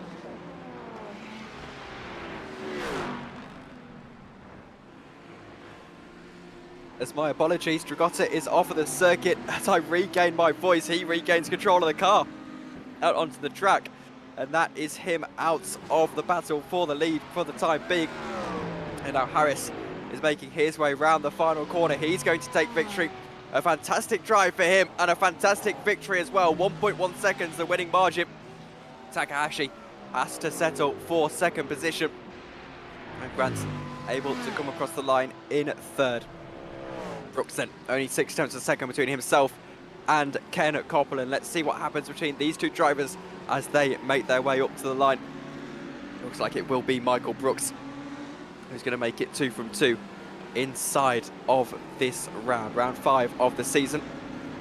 Michael Brooks doing a really good job. It was dominance in that first race. This second race has been just as good. His brother in the background trying to attack third place overall in Dragota. Let's wait and see. 1 more corner to go for Michael Brooks, and he's had to really dig in deep, but from 5th position on the grid is going to take victory inside of race 2. It's double trouble for Michael Brooks, and a fantastic drive to boot. Only 2 tenths of a second though at the line. We'll take you through your results once everyone else has crossed the line.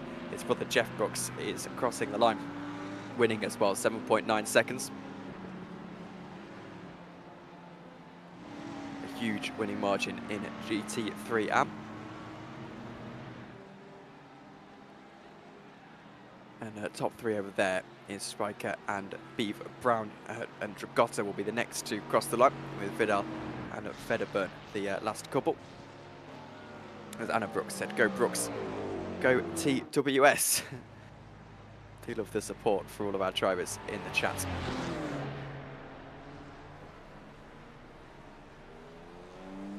As if we can get a confirmation of your results, we will, before we go to a very quick commercial break for the interviews to get ready.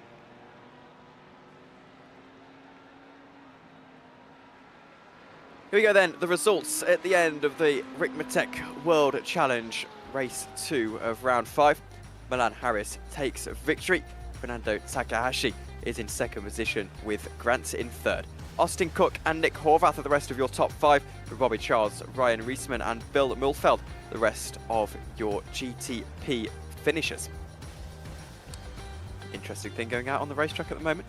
Michael Brooks takes a dramatic victory in a 1-2 for the wrong stuff. Ken Copeland in second position. Leonardo Dragotta in third. Jeff Brooks wins in GT3 AM with Ilya Spiker in second. It's then Robert Hartley in in 14th overall. Now in B for the rest of your AM podium. Jeff Jacobs, Alexander Brown and Lucas Dragotta, the rest of our top 18.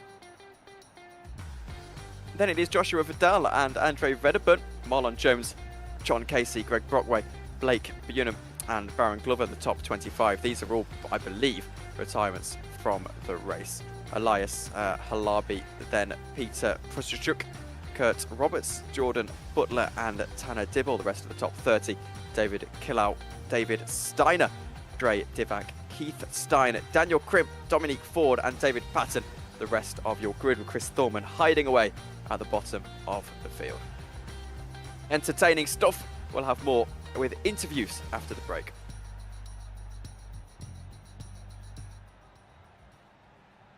The SCCA Foundation is a 501c3 organization serving as the charitable arm of the Sports Car Club of America. One of the programs partially funded by the foundation is the SCCA Academy, an online learning management system used to keep real-life racing track officials up to date on the highest standards of race safety and officiating. Through this program, the SCCA Foundation is supporting the future of the best trained corner workers and event officials in motorsport. You can support these efforts at www.sccafoundation.org. Ricmotech high-performance sim racing equipment. Whether you're just looking to have fun, train for race day, or become a serious esports competitor, Ricmotech has you covered. Hundreds of name brand parts. Support from experts that love sim racing. Trusted by the pros. There's only one place to go, ricmotech.com.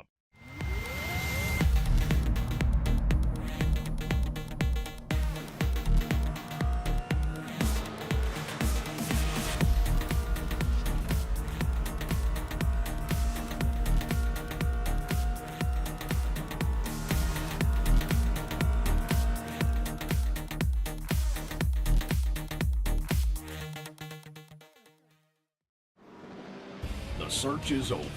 The most comprehensive league scoring solution is here, with the ability for multi-level championships, custom incident tracking, post-race time penalties, support for heats, drop weeks display, multi-car team scoring, advanced web widgets, rookie championships, a custom paint system, and load those results in seconds.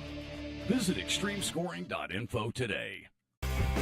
Ricmotech high-performance sim racing equipment. Hundreds of name brand parts. Expert support. Ricmotech has you covered. There's only one place to go, ricmotech.com.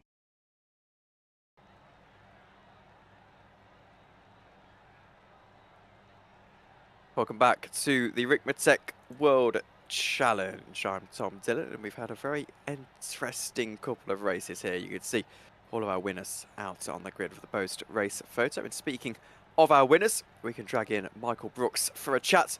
Michael, first race, relatively easy for you. Second race, you had to dig in deep, but you got there in the end. How were you getting past Ken at the end? Oh, you know, Ken took it easy. That Mercedes has some straight line speed. I think he was just hoping to get some distance between me and the Orion cars behind.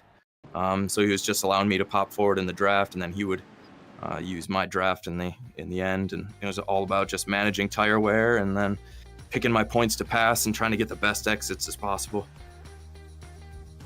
And that seemed to be the story of the day. We had an interesting dynamic at one point in that race, Michael, between yourself and the two Audis that were also teammates. How were you trying to sort of play that chess game? Because it seemed very interesting in that if Dragotta made a move on your teammate, Ken, then all of a sudden you could be battling as well, and that could bring you into the equation. But you also had Harley to worry about, didn't you, at the early stages of that race? Oh, absolutely. I think, the first step after I got past Jeff let me by on the turn one, but, the hardest thing was just trying to make Harley make a mistake because he's a super consistent driver. So what I tried to do is kind of make my nose, pop up on his shoulder and keep him on his toes so he made a mistake and I could finally take the pass there. And, it seemed... Oh, sorry, carry on. No, I was just about to say it's I was waiting for Ken to just kind of hold down the fort up front. I was confident that his car could hold it. Yeah, and it seemed to work for you. So overall, you must be absolutely delighted with the victory and double victory at that. Yeah, absolutely. Couldn't have gone better. I want to thank Ken for sure, though, for that, because, every single time I was in the car running laps, he was there for practice, giving me pointers. So big shout out to Ken. Big shout out to the Wrong Stuff team. Shout out to Anna. She's always watching. Mom and Dad. Thanks, everybody. Well, thank you very much, Michael, for joining us, and we'll speak to you soon. Thank you. And because he's been waiting especially long. Oh, my apologies. I dragged you in a little bit early there, Milan. But welcome to the stream. First of all, how are you? And second of all, how did your race get on? Good. Back-to-back weeks being up here in the broadcast with you guys, so I can't complain. But qualifying, I had good pace going into that, and then I just kind of blew it. So that was tough. So race one was just kind of salvage it and see what I could do. Race two definitely came together a lot better. The traffic was intense out there. I almost threw my race away, I think, there a couple times and stuff like that. But it was a fun race. It was a good one, and Fernando, he was catching me there towards the end. He had an amazing race, so congrats to him, and on that pole position for him also. So. And it looks interesting. How did you find the sprint format? Obviously, this league tends to do longer races. Something a bit different today. Yeah, it was fun. I'm not a favorite of the longer races versus the sprints. I like them both. It's kind of fun to just 100% go almost 2-3 laps in once your tires warm up. And then the endurance longer races are a little bit fun because you get to throw that element of pit stops in there and trying to nail your fuel and shorten that as much as you can. So I like both formats, 50-50. It's all good. All right, well, thank you very much for joining us, Milan, and well done on today. Hey, thank you very much for the broadcast, and Ricmotech there with the title sponsor, and shout out to the Rockefeller Racing team. Thanks, guys. Cheers. We'll drag in now Jeff Brooks. And Jeff, we've already had your brother in the booth. You've topped off a very successful night for the Brooks family with a double. Yeah, thank you. I really wanted to get up there and get a 1, 2, 3 for the Wrong Stuff Racing tonight in that second race, but Leo was fast, and then he got in a little incident there at the bus stop with Ken, and then I saw a little glimmer of hope, but it didn't happen. But I'm happy with the first in Am, still a good result. And obviously first in Am a good result, but also second place in that first race overall is also a fantastic result. Yeah, it was a fun race, and I was a little doubtful I'd be able to stay up there, and I had a little issue with Ken at the bus stop, which I apologized to him for, but it was I got a little confused there because I thought he was in my team chat when he wasn't, so a little miscommunication on my part with my car positioning when we weren't actually speaking. So yeah, and to be honest with you, it looked like a racing incident anyway, so I don't think there's any particular concern there. I'm sure he'll understand. But overall, I mean, with performances like that, you must be eyeing up the pro category. Yeah, definitely. This is my last season in amateur category. This is my second season here now. I really just wanted to take another season in AM just to work out some issues that I had. I wasn't very consistent previously. I'm still learning tracks and learning the way that the the RWC operates and stuff like that. So, but yeah, next season for sure I'll be in the pro class, hopefully being competitive. Well, thank you very much, Jeff, for joining us, and we'll speak to you soon. Awesome, thank you so much. That was Jeff Brooks. Thank you very much for joining us, Jeff. And, well, I think that just about does it, unless I'm missing anything, for the Ricmotech World Challenge. It's been a pleasure to sub in for your usual guys here on the Ricmotech World Challenge, which was brought to you by the SCCA Foundation and, of course, Buttkicker Sim Hardware. And, well, it's been a thoroughly entertaining race, and hopefully I get to do it all again soon. But I've been Tom Dillon. The production booth has been Jonathan Grabowski. We thank you all very much for watching, and we'll see you all later. Good night. Ricmotech, high-performance sim racing equipment. There's only one place to go, ricmotech.com.